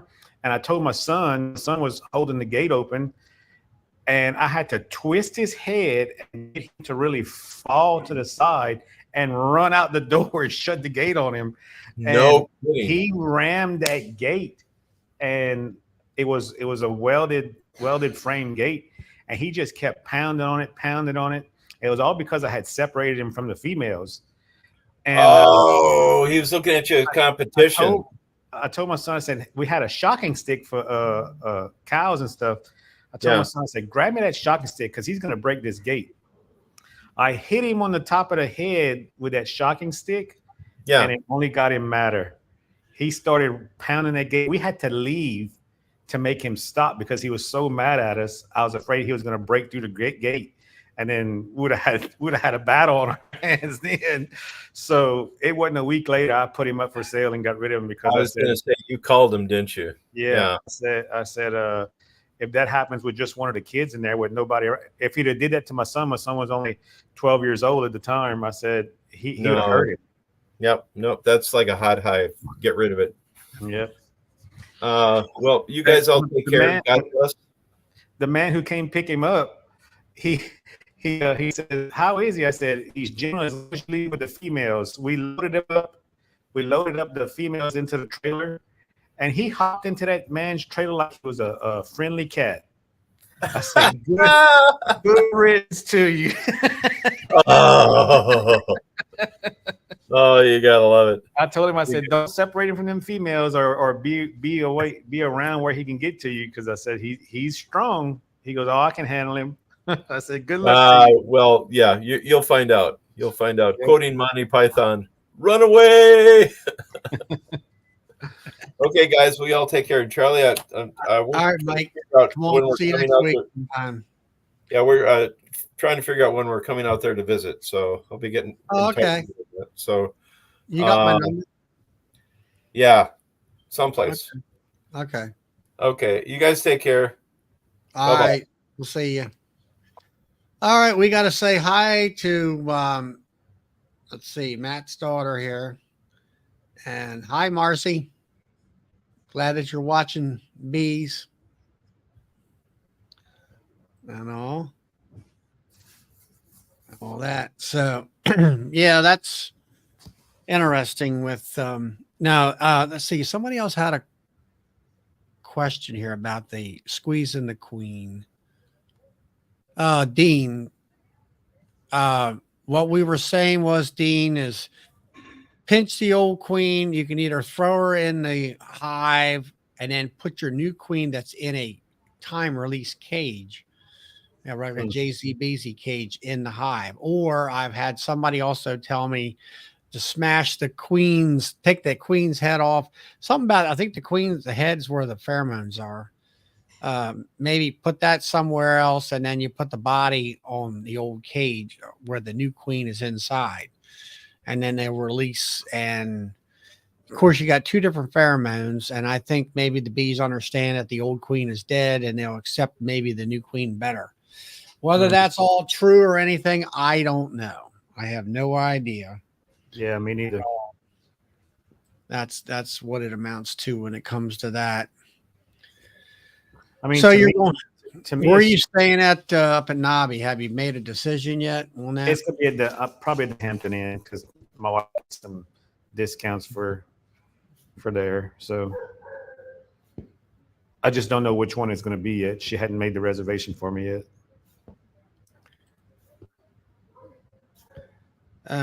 Nancy says the dead pheromones is stronger than the queen pheromones. Okay. All I know is when you pull the queen out, it doesn't take them long to realize that she's not there anymore. Oh, I've heard maybe 20 minutes at the most. Yeah, when you like just inspecting the hive and you move one box over that doesn't have the queen and you keep on inspecting, you can slowly hear them start to roar. Mm-hmm. Yeah. And Roy there, he thanked her for her service and introduced her to the hive tool test on a hot hive. Let's see.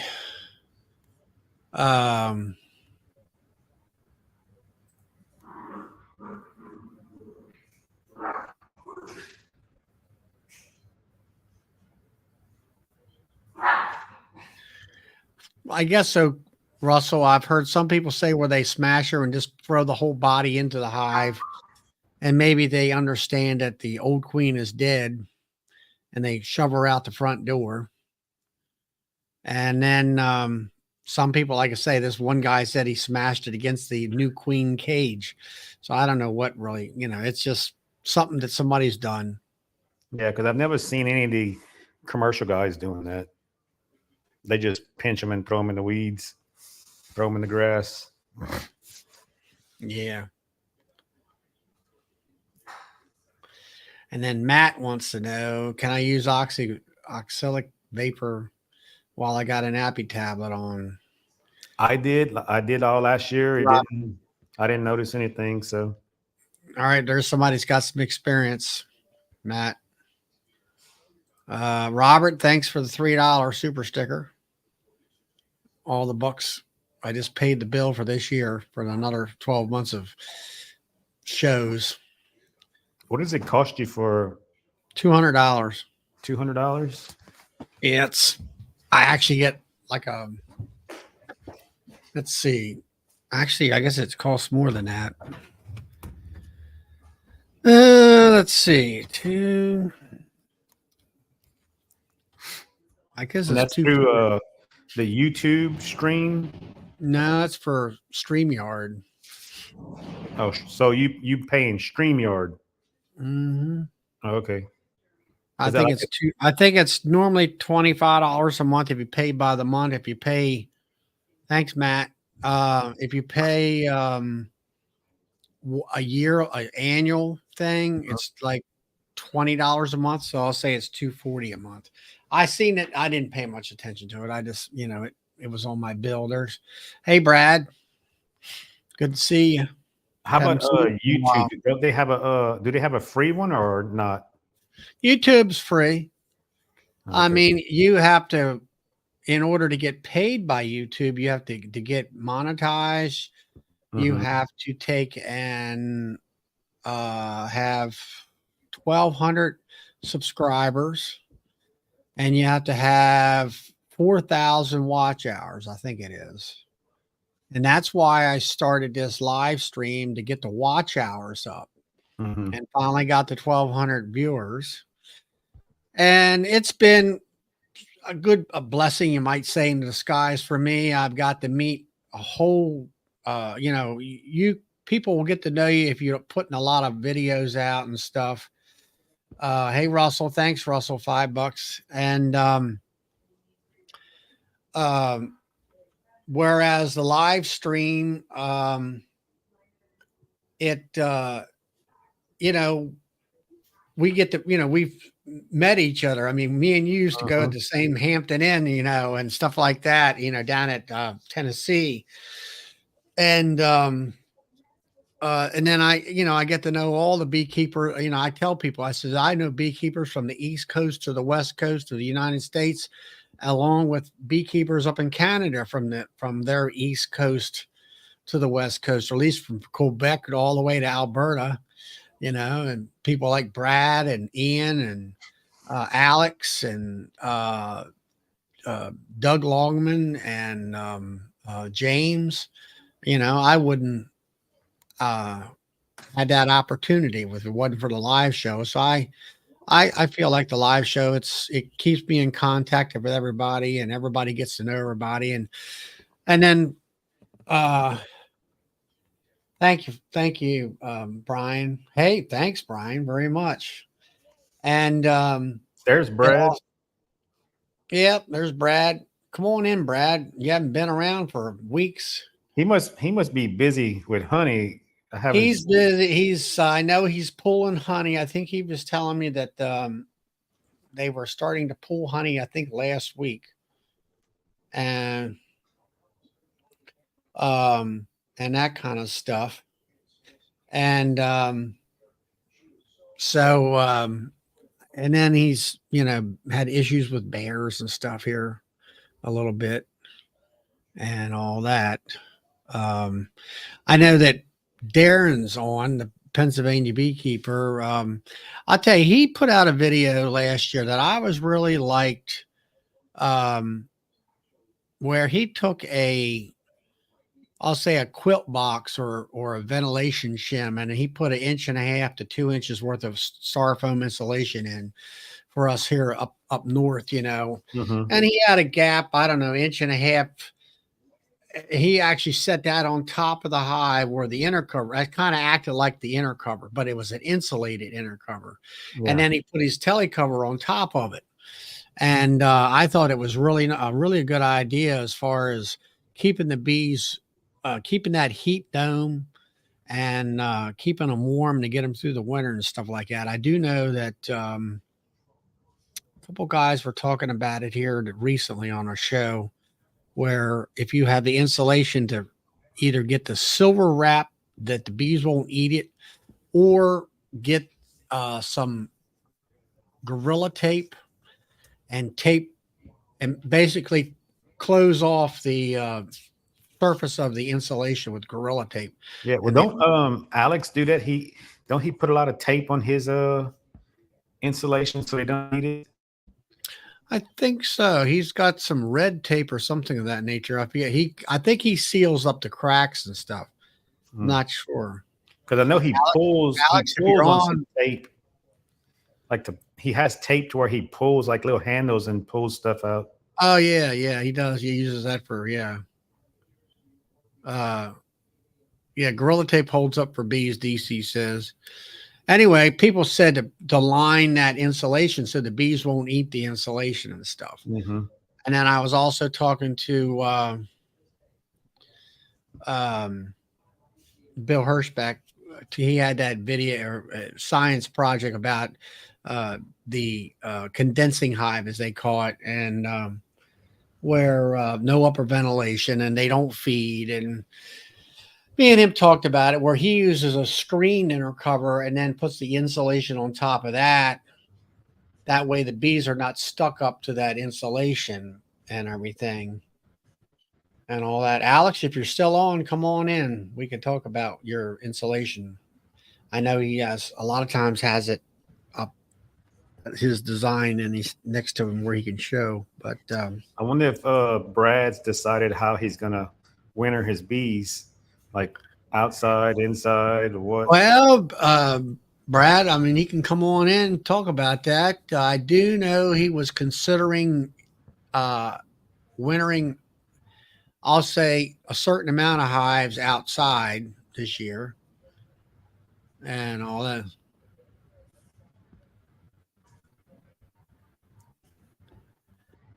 Here he comes. There he is. What's going on, Brad? Hey, everybody. Oh, just work. I figured you'd be busy these next couple of weeks. Yeah, it's been pretty busy. Yeah, for sure. You sweating those shorts out? Yeah, it's still pretty warm here. It's been, not super warm like it was, but I know down here when I wear shorts and a shirt and put my bee suit on and I go inside, I smell like a smoky, wet dog. I don't want to think of that. I'm soaking wet, and then the smoke from the smoker, my wife sends me straight to the shower. So, Charlie, yeah, you were talking about the some wintering strategies and insulation and stuff. A couple of comments. I learned by accident a number of years ago that if you paint polystyrene with a good, and it helps to spray it on, you can't roll it and brush it on very well, but you spray it on. If you paint it with a quality exterior latex paint, Mm-hmm. then the bees don't chew it up. I learned that by accident. Mm. So it's a nice way to do it. Probably a lot cheaper than trying to cover it all with tape or something Yeah, like that. that grill tape's pretty expensive. It is. And that red tape that Alex uses, that's called tuck tape. It's pretty expensive too. It's about $10, $11 a roll. And not lots of it in the roll. So anyway, I learned it by accident, so I just thought I'd share that. And you were asking, have I decided how I'm going to winter? Yeah, what's your game plan? Outside. Yeah. I'm going to do pretty well exactly what I did. Well, in some respects, what I did in my first winter, 2015-16, because I didn't lose any colonies. So that tells me that that's a perfectly viable way to do it. So I'm going to stick with what I know. And it is a quilt box idea. Similar to what Charlie was just talking about. I go an inch above I'll do a build video on this is what I'll do. I take an old deep super, old deep hive body that, and I'll put a little shim around the inside of it about an inch up from the bottom. And then on the bottom of that shim, I'll staple the number 8 hardware cloth. I might just use window screen too, but hardware cloth is a little more, a little stronger. I'll cut a small upper entrance out of the bottom of that box. So that'll serve as my upper entrance. And then over the hardware cloth, I put a few inches of wood chips. I drill holes in the side of the hive body and screen the insides to keep the bugs out, just to give some ventilation from the colony through the wood chips and ventilate that. And that's a lot of the condensation, a lot of the moisture that comes out of that colony will get trapped in the wood chips. Above that, then I'll cut a piece of polystyrene, 2 inches of polystyrene, and put right in the top of that hive body.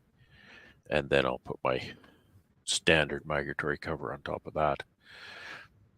So that's what I'm going to use on top. So that's kind of like a quilt box type of idea. I think that's a lot like what you call a quilt box. Yeah.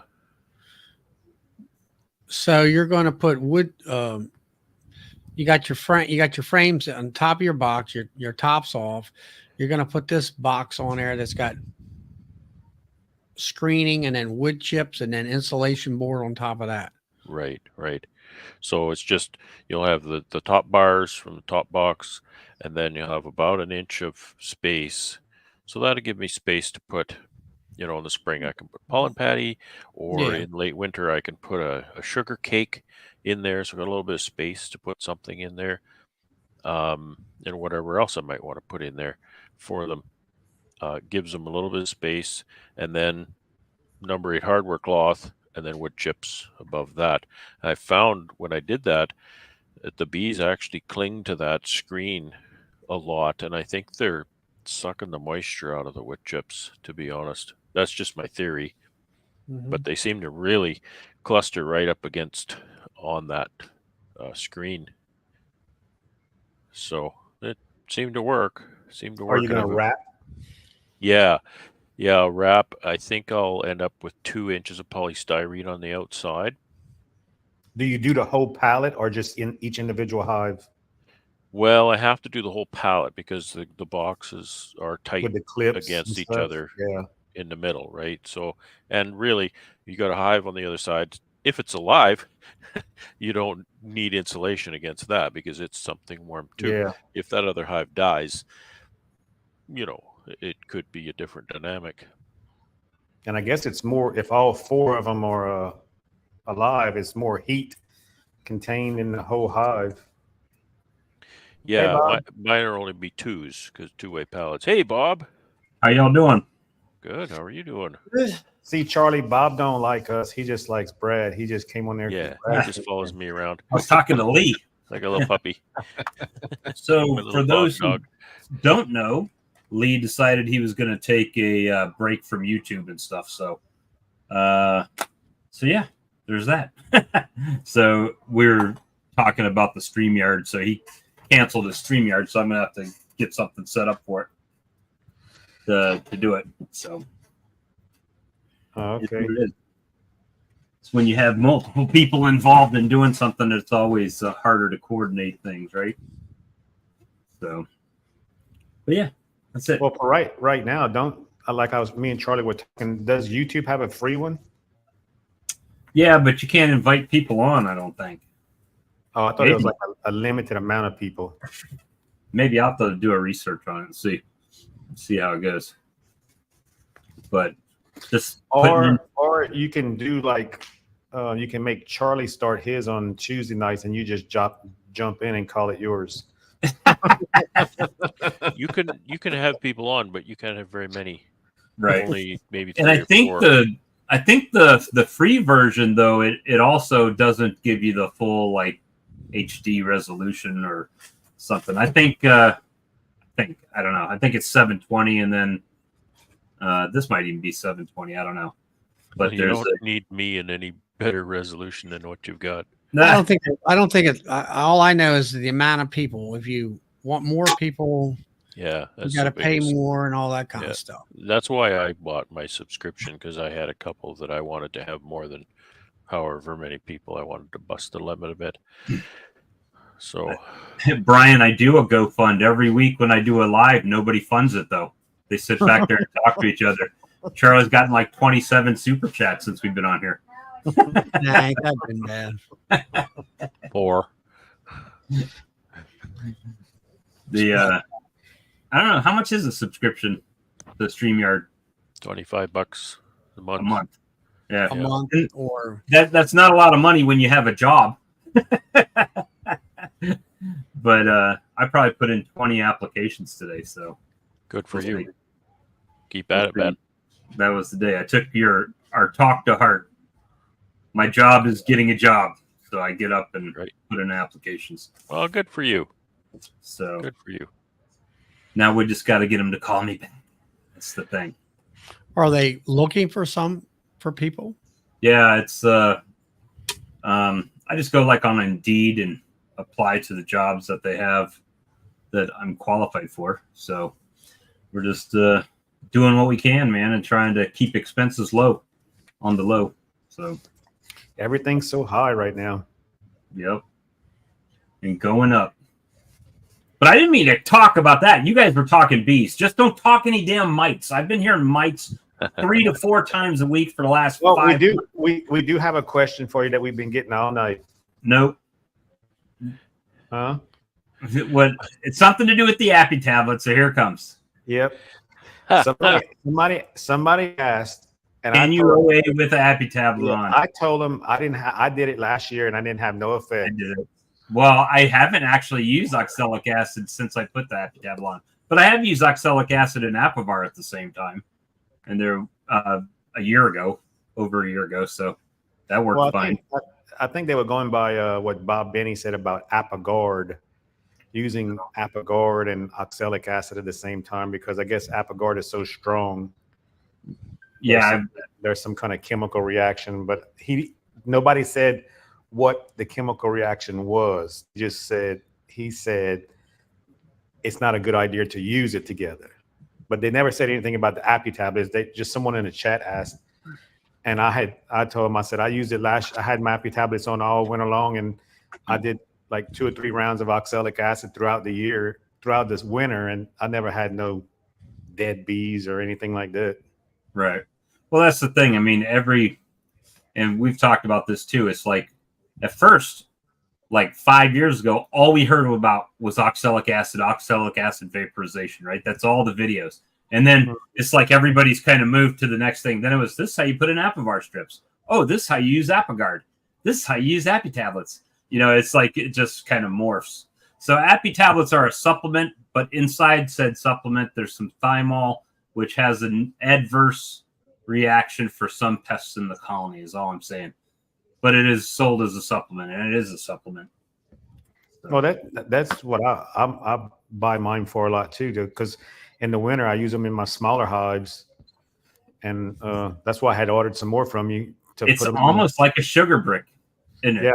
Yeah, and I find they eat it up good in the wintertime. Yeah, as soon as the flow's over and there's a dearth, they'll go right to them and start tearing them apart. So they're pretty good. So, Brad, you've been pulling honey for the last week or so. I think you were pulled any.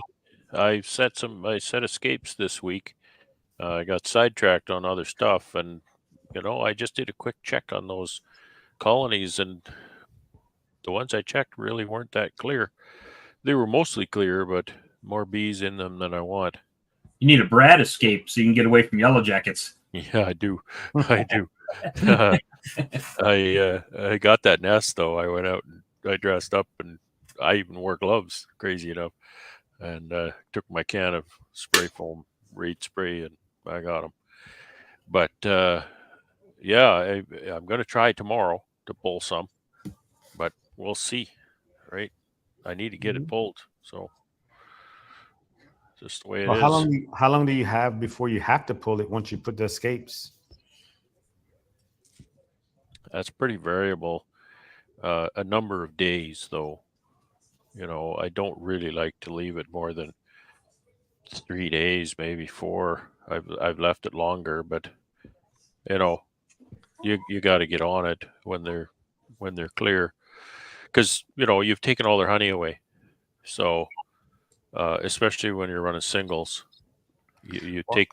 You have to remember that setting the escape, you've taken the honey away, not just when you pull the honey, you've taken it away. You've taken it away, so they can starve pretty easily if they're a single. So I have to get on it. Well, I hear a lot of people that don't use them like down south too much is because of beetle problems and stuff like that. Because once you pull away the honey's protection, hive beeters can Oh, yeah. take over the honey supers. Oh yeah, it's totally unprotected, and that's why you have to be careful too. Like I don't have beetle pressure here, but the one thing I have to be really careful is make sure my boxes are tight, right? No cracks and holes, cracks between the boxes, holes in the boxes, or anything like that. Because yeah, undefended honey, they'll just clean it right out. And generally, you're getting into a bit of a dearth then, which the bees are starting to rob now. So I did a walk around today. I've left the apiary alone for quite a few days. So I did a walk around today and things look okay in that regard. How long before you got that you start getting a fall flow? Is it like just a couple of weeks? No, like whatever we're going to get is going on now. I see some Okay. goldenrod blooming around So here. right now is your fall. Yeah. And it's highly variable too. Sometimes it kind of really tapers right off. And I suspect that this year it'll taper right off fairly quickly. Some years we'll have a sweet clover flow till the middle of September, but not a heavy flow, just a kind of a subsistence thing, which is nice because it's a lot easier to harvest honey when there's not a dearth going on. Boy, when there's a dearth and they start robbing like crazy, it's so hard to harvest honey. Last year, as I recall, I actually had a good time harvesting. It was quite easy. So, all right. So you're getting ready to pull honey then, or actually, like you say, set escapes. Yeah, I went out. I And I was in think town. I bought a new set of tires for my lifter because I was I was lifting honey to set escapes, and I noticed that especially one of my tires was, boy, that's getting a bit low, and so I took my little compressor out, flipped my lifter on its side, pumped the tires, and I noticed that like it spends a lot of time out in the sun, right? So Dry rotted. those tires were getting pretty cracked, and I thought there's no way I want to have this machine out of service while I run to the city and get tires. So I bought a couple of brand new tires while I was there. right. Put them in the garage. It's a cotter pin, so you can change those really fast. All right. So you bought the hub and everything. Yes, the whole thing, $30 for the whole assembly. Harbor Yeah. Freight. Yeah. Well, Princess Auto, which is pretty Harbor well the same thing. Yeah. Yeah, you can find some good deals for stuff like that. Yeah, it's some of it's pretty good stuff, but some of it's kind of crap too. You just you go gotta in with your eyes Pick open, and right? choose. Pick You and go in choose. with your eyes open, knowing that it's just all offshore stuff, and some of it's really crappy. But sometimes you get some. I do a lot of shopping there. They Yeah, have good variety of we things. have Harbor Freight here, and when you walk in there, you know what you're going by. So you step, you know what you're going for right from the get go. Yeah, yeah.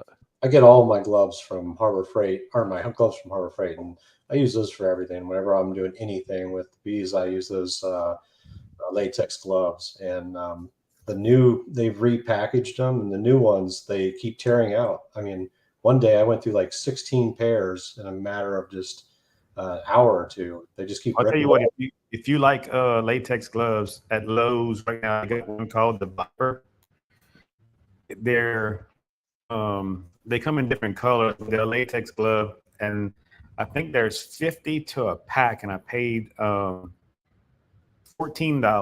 but they're reusable. I take, how your hands sweat whenever you use latex gloves, but I just pull them off, turn them inside out, lay them out to dry, and use them the next day. I mean, you can use them two or three times before they actually get any kind of tears or anything like that. Where regular latex gloves, you tear them all day long. I really like the latex gloves because I get the ones that they're really tight. So I get the larges because I prefer the extra large, but you don't get the sensitivity you do. So like with the larges, I can pick up a queen and marker and everything, and I feel comfortable doing that.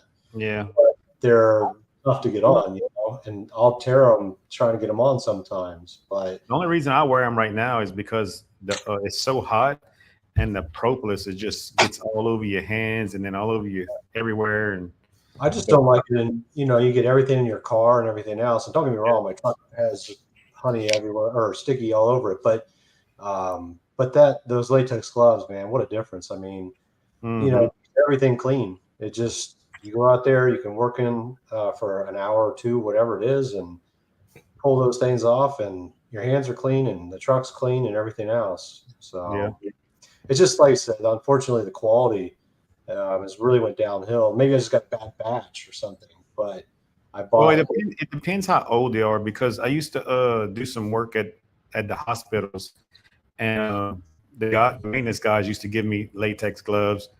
And if they stay in storage too long, they degrade a lot. From the some of them come powdered and some of them not.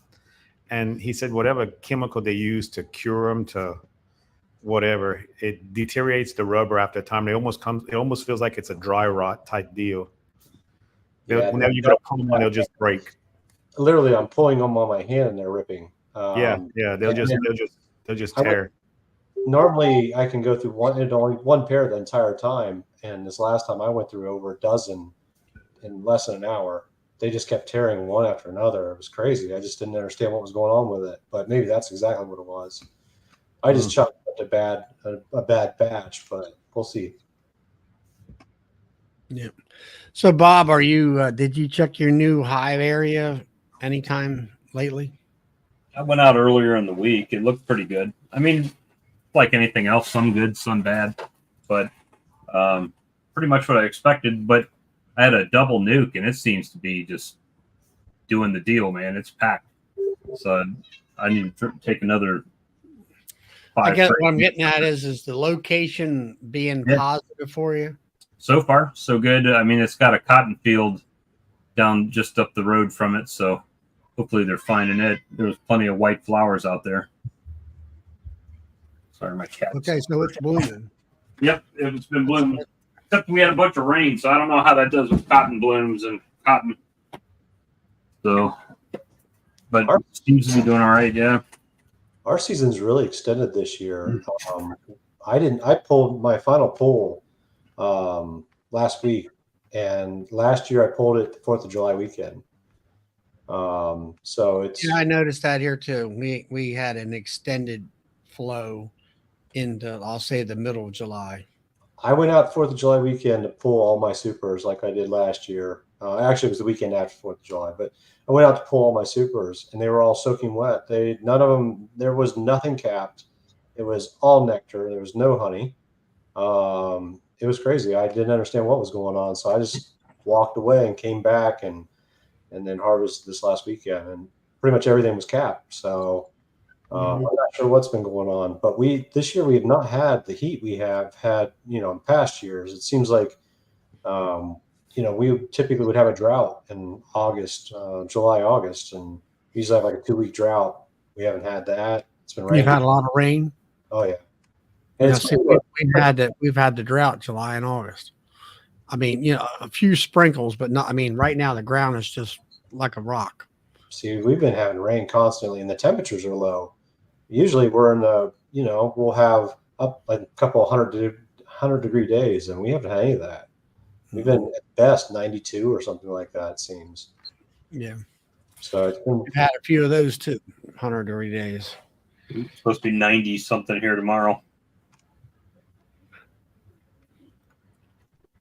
It's been, this year was kind of hot for long periods and dry, and then we finally got that tropical storm came through, and it's raining every few days now. Now, don't get me wrong. I'm not gonna speak for others around me, because last year I had a guy that was a mile up the road that got 1,500 pounds of 12 hives, and I had 44 hives and only got 1,600 pounds. This year with 85 colonies, now granted 35 of those were 5-frame nukes in May, I only got 1,600 pounds. So, but that said, last year I robbed from because I didn't get that much, I robbed from like 1 to 2 frames out of every brood box. And that's what put me up to the 1,600 pounds. If I had done that this year, I would have had at least another 9. I have 65 production colonies at this point. I mean, full 2-decker hives. I mean, brood boxes. So I would have had an extra almost 1,000 pounds right there easily, but I didn't take it. I didn't want to feed them this year as much. I'll still feed them. And then I have that buckwheat, that couple acre buckwheat plot that seems to be doing really well.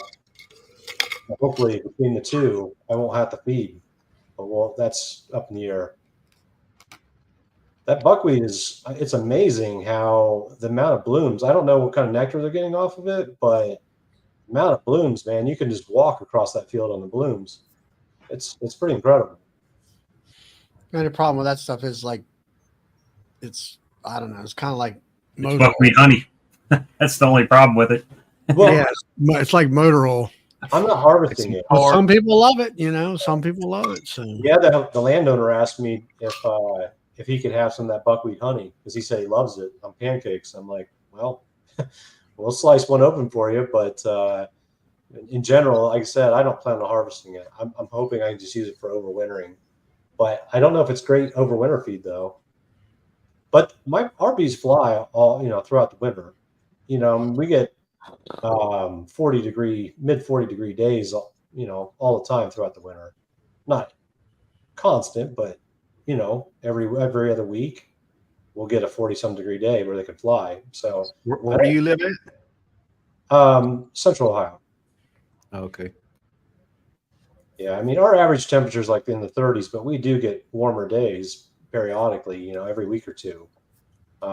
We do get some sub-0 degree weeks. We'll typically get maybe 1 week out of the year where it's like 16 to 20 below, but that's pretty uncommon. I mean, it's 1 week out of the winter. So we're not like Brad. We don't hold it negative 20 for weeks on end. So we do get the full gamut, but you just don't get it for an extended time. yeah. So I'm hoping that buckwheat will overwinter okay. I mean, being such a thick, dark honey. Does it crystal? Anybody know if it crystallizes really bad or not? Yep.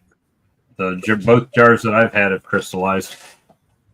It doesn't seem too fast to crystallize, but it'll definitely crystallize. In the hive, though, you think it'll crystallize over the winter? Oh, I don't know. I don't count it as a very good winter feed because it's pretty dark. Yeah. I guess if you get flights, it'd be okay. See, there's nothing in August. There's typically nothing blooming, so that's why I planted a couple acres. And what I did is I have a 4-acre plot that the farmer gave me, so I planted 2 acres that started blooming the 1st of August. That's why I pulled those supers off because I didn't want to mix it. And then I have another 2 acres that's going to start blooming here in about 2 weeks. So that should, and then the ones that's blooming right now should go back to seed, and I'm going to till those in. It's only a 40-day rotation. So they should be up and blooming by this second week of September, I'm thinking. Something like that. Now they're not, from what I'm told, from what I read, they're not, the first frost will kill them. But we typically don't get our first hard frost until like the 1st of October. So we should have a couple weeks in September where they should be able to harvest. So it was a cheap expense. And it's the only thing I could think of to get growing this late and this quick in the season. Yep.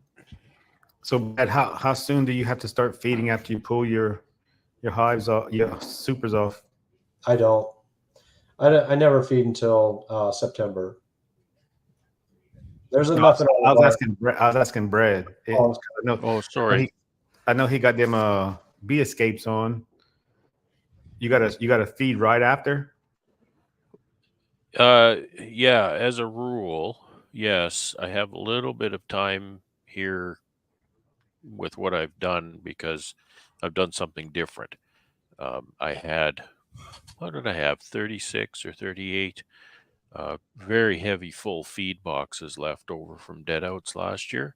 Mhm. And so what I did was I set those on, like I picked up the honey off of the hive and put one of those heavy feed boxes on top of the single. So I just made a double out of it. Then I put the Okay. escape and I put the honey back on it. So those colonies will be fine. They've got plenty of feed in that second box now. But yeah, when my next round of setting escapes, it'll be all on singles. So I need to get on it. I have to I have to go buy sugar yet. I have to go buy sugar and mix my syrup so I can start feeding as soon as I pull those honey boxes. How many gallons does it usually take you to fill up a super? You fill up a whole super full? Yeah, a single will take 5 gallons of heavy syrup. Okay. Yeah. And you're mixing up what? Couple totes? At least. Brad? Yeah, I'll mix I'll mix more than 2 totes. Sometimes not quite 3, but yeah, most Depends on how much you get on the ground. it depends on how much I dump on the ground. I'm not planning on that this year. I've dumped enough on the ground last year. Holy cow. Mm. I mean, that's a lot of money. That's a lot of dough. I probably dumped, gosh, I dumped $600 to $800 on the ground last year. How'd that happen? Just Fitting broken, isn't it? well, the worst one was a broken fitting on my pump. Pumped all my syrup out while I wasn't looking. I came back and the tank was empty. It's like pump's running, tank's empty. Oh There's God! syrup everywhere. It was awful. Were That bees cost me everywhere? $600. That one. Did the bees try to suck it up off the ground? You know what's weird is the bees don't seem to touch it when it's on the ground. Really? If it's on the trailer or something, they'll generally clean it up. But they didn't. I didn't see the bees on it on the ground. It's kind of weird. I never paid attention to if I dropped some on the ground or not. If they try to get, I know, like you say, like if you spill it on your truck or your trailer or something, they will go get it. But And then this spring, like that broken fitting, that happened near the house where I have the water service so I can fill the tank. And so it pumped it all out there, kind of near the honey house and whatnot. So this spring, oh, it stink. I'll tell you, stink because it's all rotten. It's all fermented and soured, and it stunk for a couple of months out there. It was awful. You wouldn't think that. Yeah. Oh, yeah.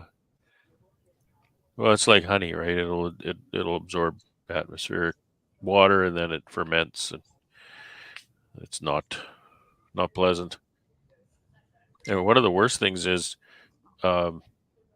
if you dump it here in the snow, and I'll kind of qualify, in the winter here we get a snow pack, like in the areas where we drive and whatnot. So you'll have a few inches of packed snow, and but if you dump syrup on that, if you have syrup and whatnot, syrup, it doesn't freeze, so it won't let that pack down. It just is slush all winter. It's terrible. You can't hardly walk in it. how did you decide? Are you gonna overwinter with 2 boxes or just singles? I think I'm just going to winter the doubles this year, Doubles? kind of baby steps, because that's what I've done before. And so I think I'll just go into it that way. And that's as far as keeping them outside, Brad. Yeah. The outdoor winter ones. Yeah. The indoors, the singles will go indoors again. So have you come up with like a number on the outdoor? How many might go with outdoor wise? Yeah. Probably those 36 to 38 that I put the seconds on here. That's probably going to determine what I do outdoors. Right. Sounded like a logical way to proceed. Yeah. I mean, since you already got the feed there and it's going to save you some money in a way. And Yeah. I Is that can what make you use did? of that feed. Is that what you did your first year? You did doubles outside? Yeah, I didn't add, there were doubles already, so it's a little different, but yeah, that's what I did my first year. My only year I wintered outdoors. The only year I didn't lose any bees. What made you? Doug, What made you? Doug What wants made to you have about the change? bears. Oh, everybody's at once. What made me? Change? Like since you did so well your first year, what made you go put them inside? Yeah, that's a really good question. People often ask, what's better, wintering indoors or outdoors? Well, as far as the bees concerned, neither. They're both kind of the same. It just has to do with me, my workload, and I can easily drive my little tractor and pick that hive up and take it and drop it in the building back and forth. I can get all my hives indoors in a matter of hours, Mm-hmm. but wrapping hives and things, Oh, I yeah. just didn't want to do all that. But it looks like maybe I'll get back to that now. How's the bears? Doug wants to know. How's the bears? Yeah. Are they visiting you? Any? No activity at the yard that I fenced, and no You didn't activity. get caught. You didn't get caught in the trap yet, did you? I didn't get caught in the trap. I haven't been back there, so I've been out of danger. Man, But when I heard you say is that on still empty. when I heard you say that on that video, I almost spit my coffee out. Some of it looked pretty yummy. Yeah, no bear yet. No bear yet. I don't know if they're maybe going to call me and say we got to come and get the trap, but no bear is no bear. I don't care how. I know Maybe Ricky that- Rourke. He's down there in the mountains. He's got bear issues down Oh, there. really? Hopefully, Mhm. I can go get the honey and then get the hives moved. I don't want to move hives because I don't have time. But if I can get that honey harvested, then I'll try to go and load those hives up and bring them home. What, Nancy? No. What blog was that? Last week's blog that you had that made that mention, or was that a couple weeks ago? Yeah, last week I think it was. Last week's vlog. I can't remember. It all runs together. I say things. I realize now that I say things in my vlog later on in the week. I'll repeat myself over and over again because I don't really remember what I talked about a few days ago, right? So sorry for repeating myself. I was hoping to talk to Bob before he left there. I sent him a video today, and I was going to suggest that him or you, Charlie, contact. There's a beekeeper that they interviewed, and he's a veteran and here in the States, and he's claiming, and I'm not getting into all the numbers and whatever, but he was saying he's already made like 250,000 this year on 65 hives, which math doesn't. Oh, that's that guy. I think Bob. We found him. He's got a loan and whatever, Now he's got his wife and a whole bunch of people running and all there. I'm like, this is BS, big time. Well, the numbers don't work, but it's very interesting about the vet services. And he was talking on there that there's a lot of like military equipment that you can get as a veteran. You can get a military transfer, and you only pay the transfer fee. So he claimed. I've got over 60 hives, and I'm about $245,000 short of that this year. Yeah. Well, that's the thing. But the interesting thing about the video was he was saying, and this is, I guess, is what I was getting at for the vets that may be watching this, and like Bob and whoever. They offer supposedly they offer military transfers. So when military is getting rid of equipment, you can, I guess, pay for just a transfer fee, and you can, like, he bought a really nice full-size four-wheel drive pickup truck for $1,000, and he got a forklift, a really nice forklift. It's worth like 40, 50 grand for like $500. So I don't know if that stuff's true or not, but it's pretty interesting. That for vets, that's something to look into. I sent the video to Bob, but that's somebody that maybe you guys should talk to about. I think Bob, he brought it up here several months ago, that guy, and we looked at it. And actually, I seen it here just recently. And it's like you say, the numbers don't jive. No, he has to be bottling somebody's honey. you know, you can't do the numbers that he talks about that he's doing, and he never brings up the fact he's bottling somebody else's honey because he's selling direct to what's the one Amazon bought? Whole Foods.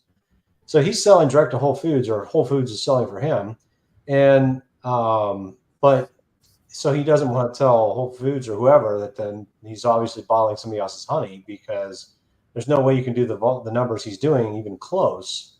I did the math. It was like you would have to get like I don't remember. He said how many pounds I think he said he gets about 65 pounds per hive, and he made 250,000 in honey sales off of that. It's like, But he was talking about prices of honey where he was getting like $20 a pound. yeah, but still, Yeah, and like, what a bunch of BS. well, I mean, if he's selling at Whole Foods, that does not surprise me, honestly. That those numbers are not like the $20 a pound. That doesn't surprise me through Whole Foods. I mean, I could actually see that.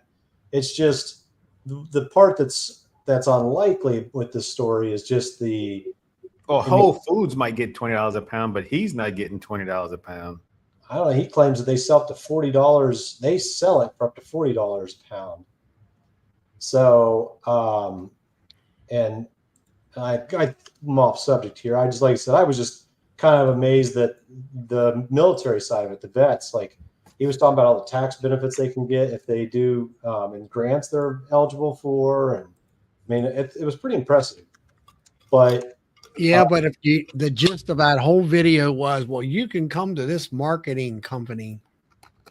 If he sold, oh, that wasn't part of that video I seen, the marketing. Yeah, the end of the video, it's about some kind of a marketing outfit, and I think that's what it's all about. Sucker you in for you to buy into this marketing. Okay, that wasn't on the video I seen, but that wouldn't surprise me. But the point of that is he would have to sell 12,500 pounds. And if he's getting that off of 65 hives, he's getting 200 pounds a hive when he said he only got 65 hives. Now, Brad will get 200 pounds a hive, but yeah, not where this guy's at. No, he flat out said he only got 65 pounds per hive. I just thought it was funny. But anyway, really wasn't part of the conversation, I guess. I was just really thought that would be a benefit for if those transfers are available for vets, man. That's huge. I mean, the guy's honey house, his honey trucks, his forklift, all came from the vet transfer. So yeah, wow, I don't know. And Bob being right there by the military base, I mean, Bob's literally probably within 5 miles of 2 military bases. So yeah, but you got to have property and land and buildings and all that other stuff to go along with it to, do what he was doing. Yeah, it's just and he's looking at a couple bottling tanks that look like once are 16-gallon bottling tanks. If he's bottling what he says he's bottling, he'll need something 4 times. He'll need one bigger than one I got, and mine's a 25-gallon, 300-pound tank. And I fill that thing at least with 5, I'm bottling out of that weekly. And I mean, not a lot. I mean, 20, if it's an average of 25 pounds a week, and which kind of equates out to about a bucket a month, that I'm doing. And I don't know. I like to say he's got a piston pump, and all that. And if you sit there and compare like Bob Benny, where he's putting out X amount of cases and cases and cases, and has all that health regulations that he was showing in one of his videos with notebooks, 6 inches deep of all the crap that they got to go through in order to keep it inside the into these big supermarkets and stuff because of liability. And it don't add up. What I loved is when he got his forklift out and started pulling out cases, pallets full of bottles. And I'm like, you have 65 hives. I have 85 hives. And I don't have a pallet of bottles. I mean, that's insane. Like, I kind of chuckled at that too. I mean, I do buy jars by the pallet load, but I get them home and in 10 minutes I've hand bombed them off the truck. Right? Yeah, he had It's a not like, well, I gotta go and buy a forklift to get this off the truck. No, you cut the What straps and you he is hand bomb them off missing the truck. missing that video? What video is that? What guy is this? I have to look it up, but he's got a sea container just for his glass bottles. That's how many glass Yeah. bottles he has. And Yeah. he's trying to say he's doing that with 65 hives. I'm like, that's not Yeah. physically No, he's possible. not. He's not. But He's buying and selling. He's a broker. He's buying and selling honey. yeah, He's got to be. I will say the game changer for me this year, I bought a $200 steam kettle. It's a 40-gallon steam kettle. And I bought a sump and I bought a heated sump and all this other stuff. And I didn't in a pump. And I was so busy. I've got another project. I'm building a house on top of this, on top of working full time. Anyway, instead, I just decided this year because the time frame, I bought that steam kettle, 40-gallon, and then what I did is I just put 5-gallon buckets underneath the uncapper and also the extractor, and I only waited till I got about 3 pounds in it, or 3 gallons, sorry, and then I just shut the tap, dumped it into the kettle, and let it sit there, and then each night. I can only really do 40 to 50 gallons a night anyway, just by myself. So I fill it up to the top and then I stop. And then the next day I come in, I scoop off all of the wax bits and everything floating on top of the honey. And I scoop that in and I generously scoop it off the top. Because what I do is I just walk back over and I dump that into my uncapping tank. And I let it settle right back out. And then that takes off all the big chunks and debris that was floated to the top. And then I can drain out that 40 gallons into 5-gallon buckets and it's perfectly clean. I am so thrilled, and it's so much faster than any other thing I had thought of or tried. I didn't need, I bought a honey pump, and we won't discuss how much that cost. I bought all the lines. I just in fittings and tubings and all this other stuff. For the sump pump, I spent over $400, and then the sump well and all that stuff, all that is completely worthless. All I needed was that 40-gallon settling tank, and that kettle works amazing for that. I mean, it's absolutely designed for that, and it's a tilting kettle, so steam kettle. So it's from one of the local schools. They were getting rid of it, and so I paid $200 for it, and they're all over the internet for very cheap. Most of them are 20-gallon, but that's still, for some guys that are smaller, that would even be perfect.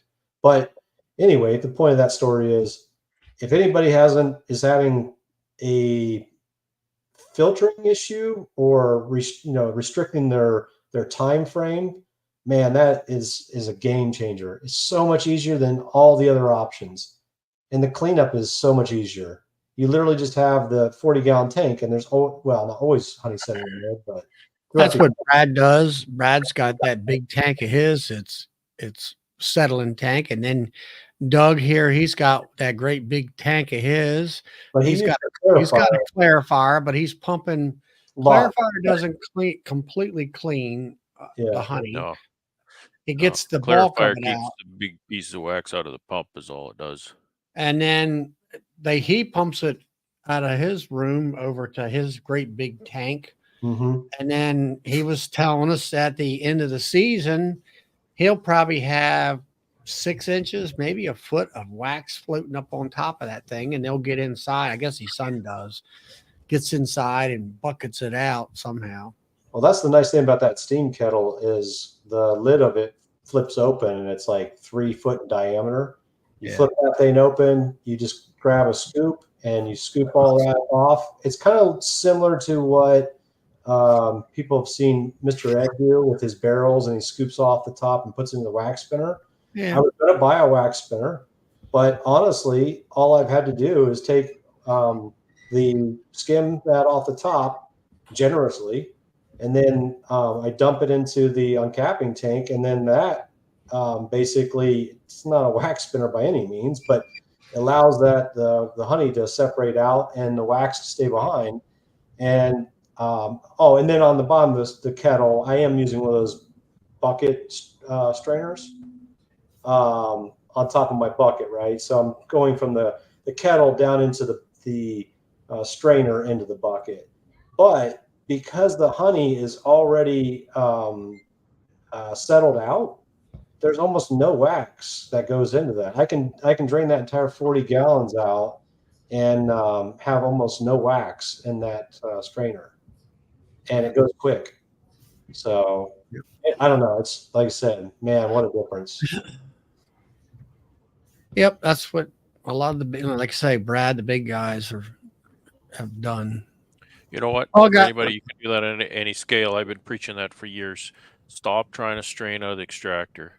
Yep. Settle your honey, right? And to me, the formula is figure out how much honey you can extract in a day, and then have that much capacity in a gated, pail or tank or something, so that you can extract into that vessel. Maybe it's going to take you 2 or more 5-gallon pails with gates.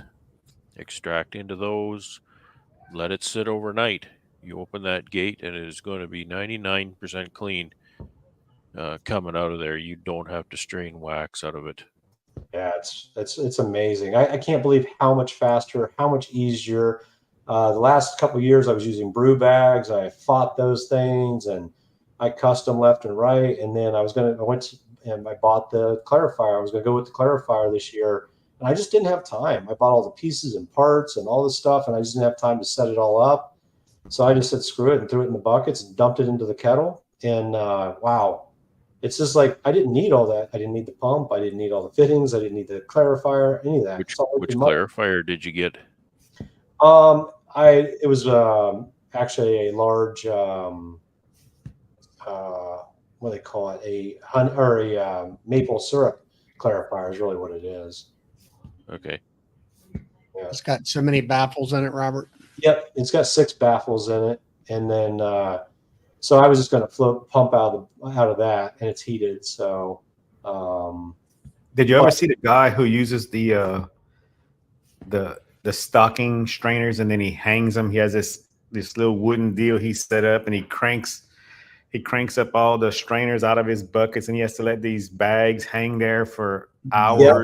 I was going to message him, actually. I watched one of his videos just this week, and I was going to message him and just say, hey, man, have you ever thought about settling? Because, man, it must take him forever to strain out his honey.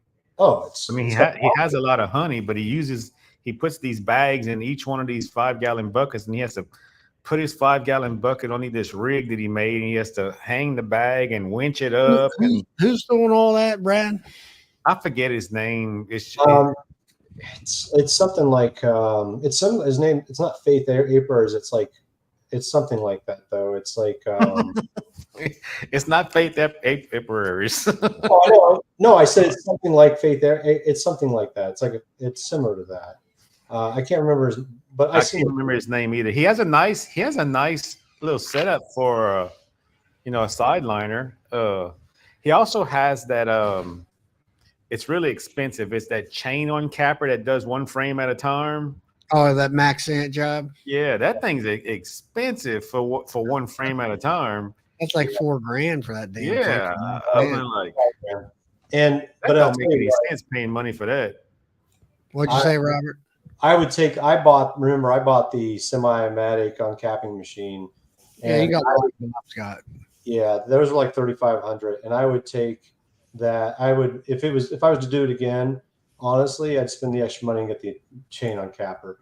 Now that I'm using the settling tank, because I wouldn't want to do that in my old method because of the amount of fragments of wax you'd get. It'd clog all your filters.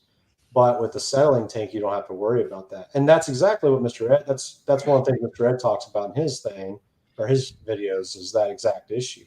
Because the one thing I watched was Mr. Ed, and he was in there. They were talking about his setup, And I didn't, and they were saying, yeah, we spin the honey in the extractor 5, maybe 10 minutes max.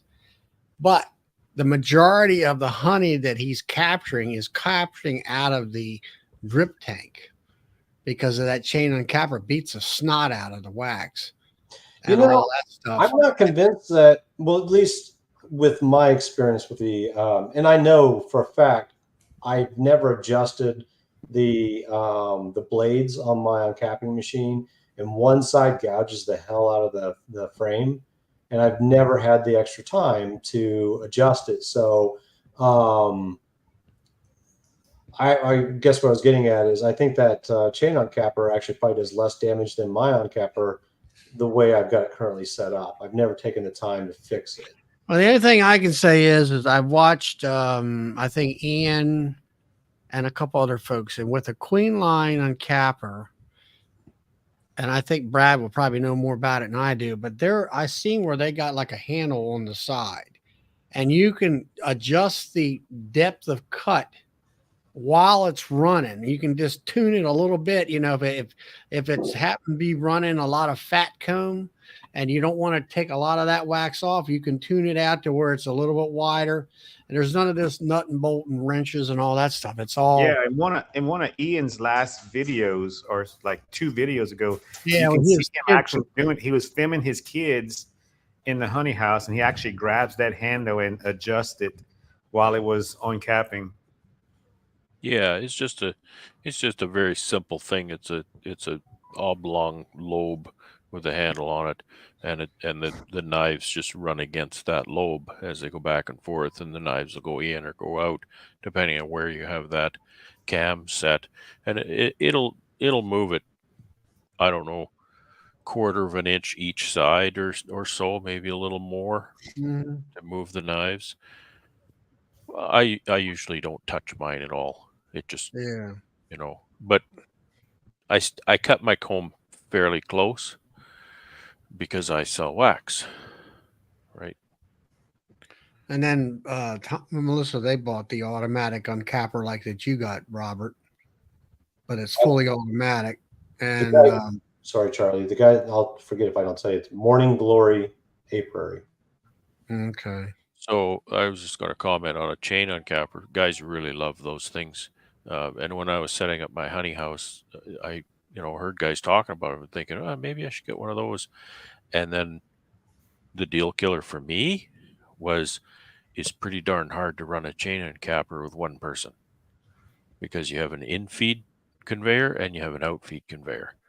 So you got to set a frame or 2 on it and then run around the other end and catch Not the frame or 2. not the one they're talking about. I know exactly what you're talking about, Brad. Yeah, most of it, the bigger ones are that way. The one That's a Dakota.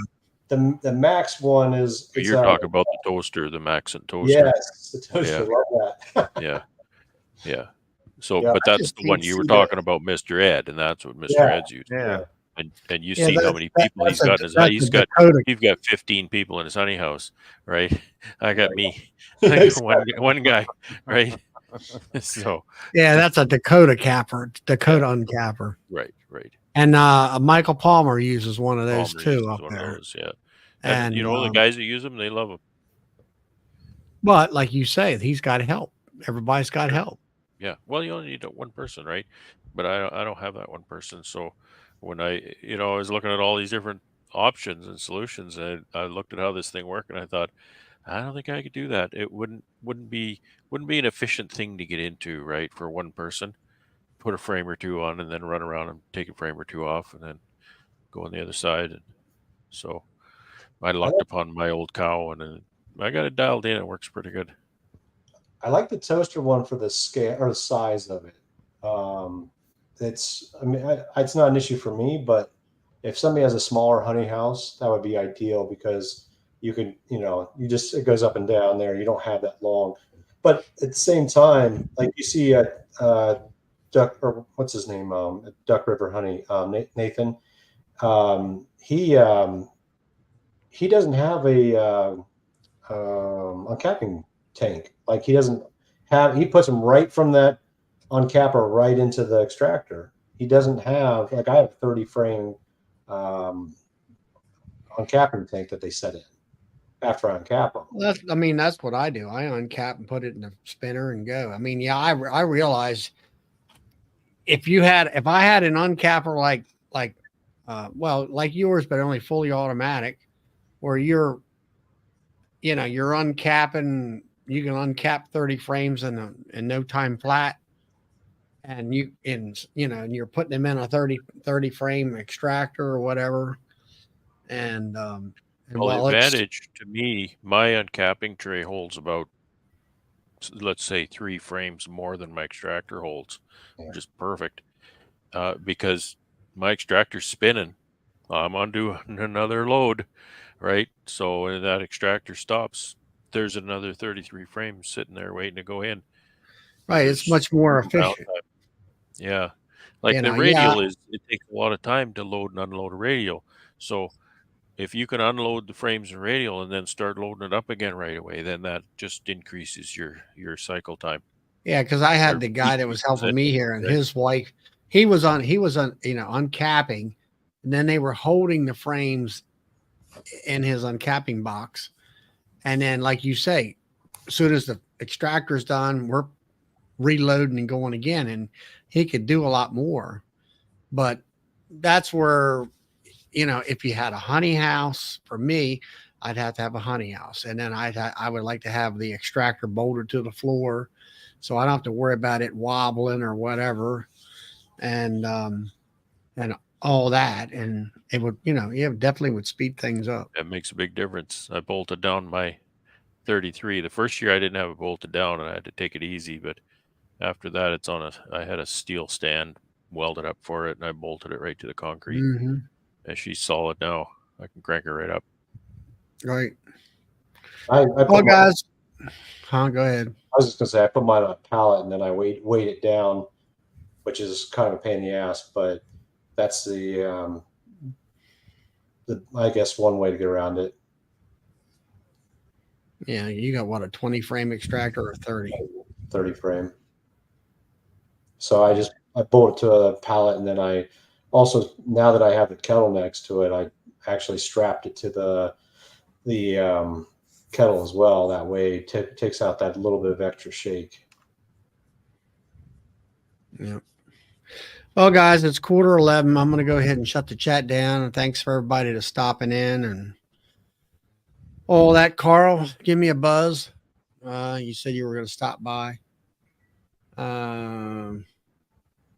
Let's see. What are we doing? We got one more thing here. They're going to try to get their video up of using their uncapper. That'd be good. I would like to see that, along with the clarifier and the pump and all. And so until next Friday, we'll see you next week, 8 p.m., same time, same place. So Good night, we'll see y'all later.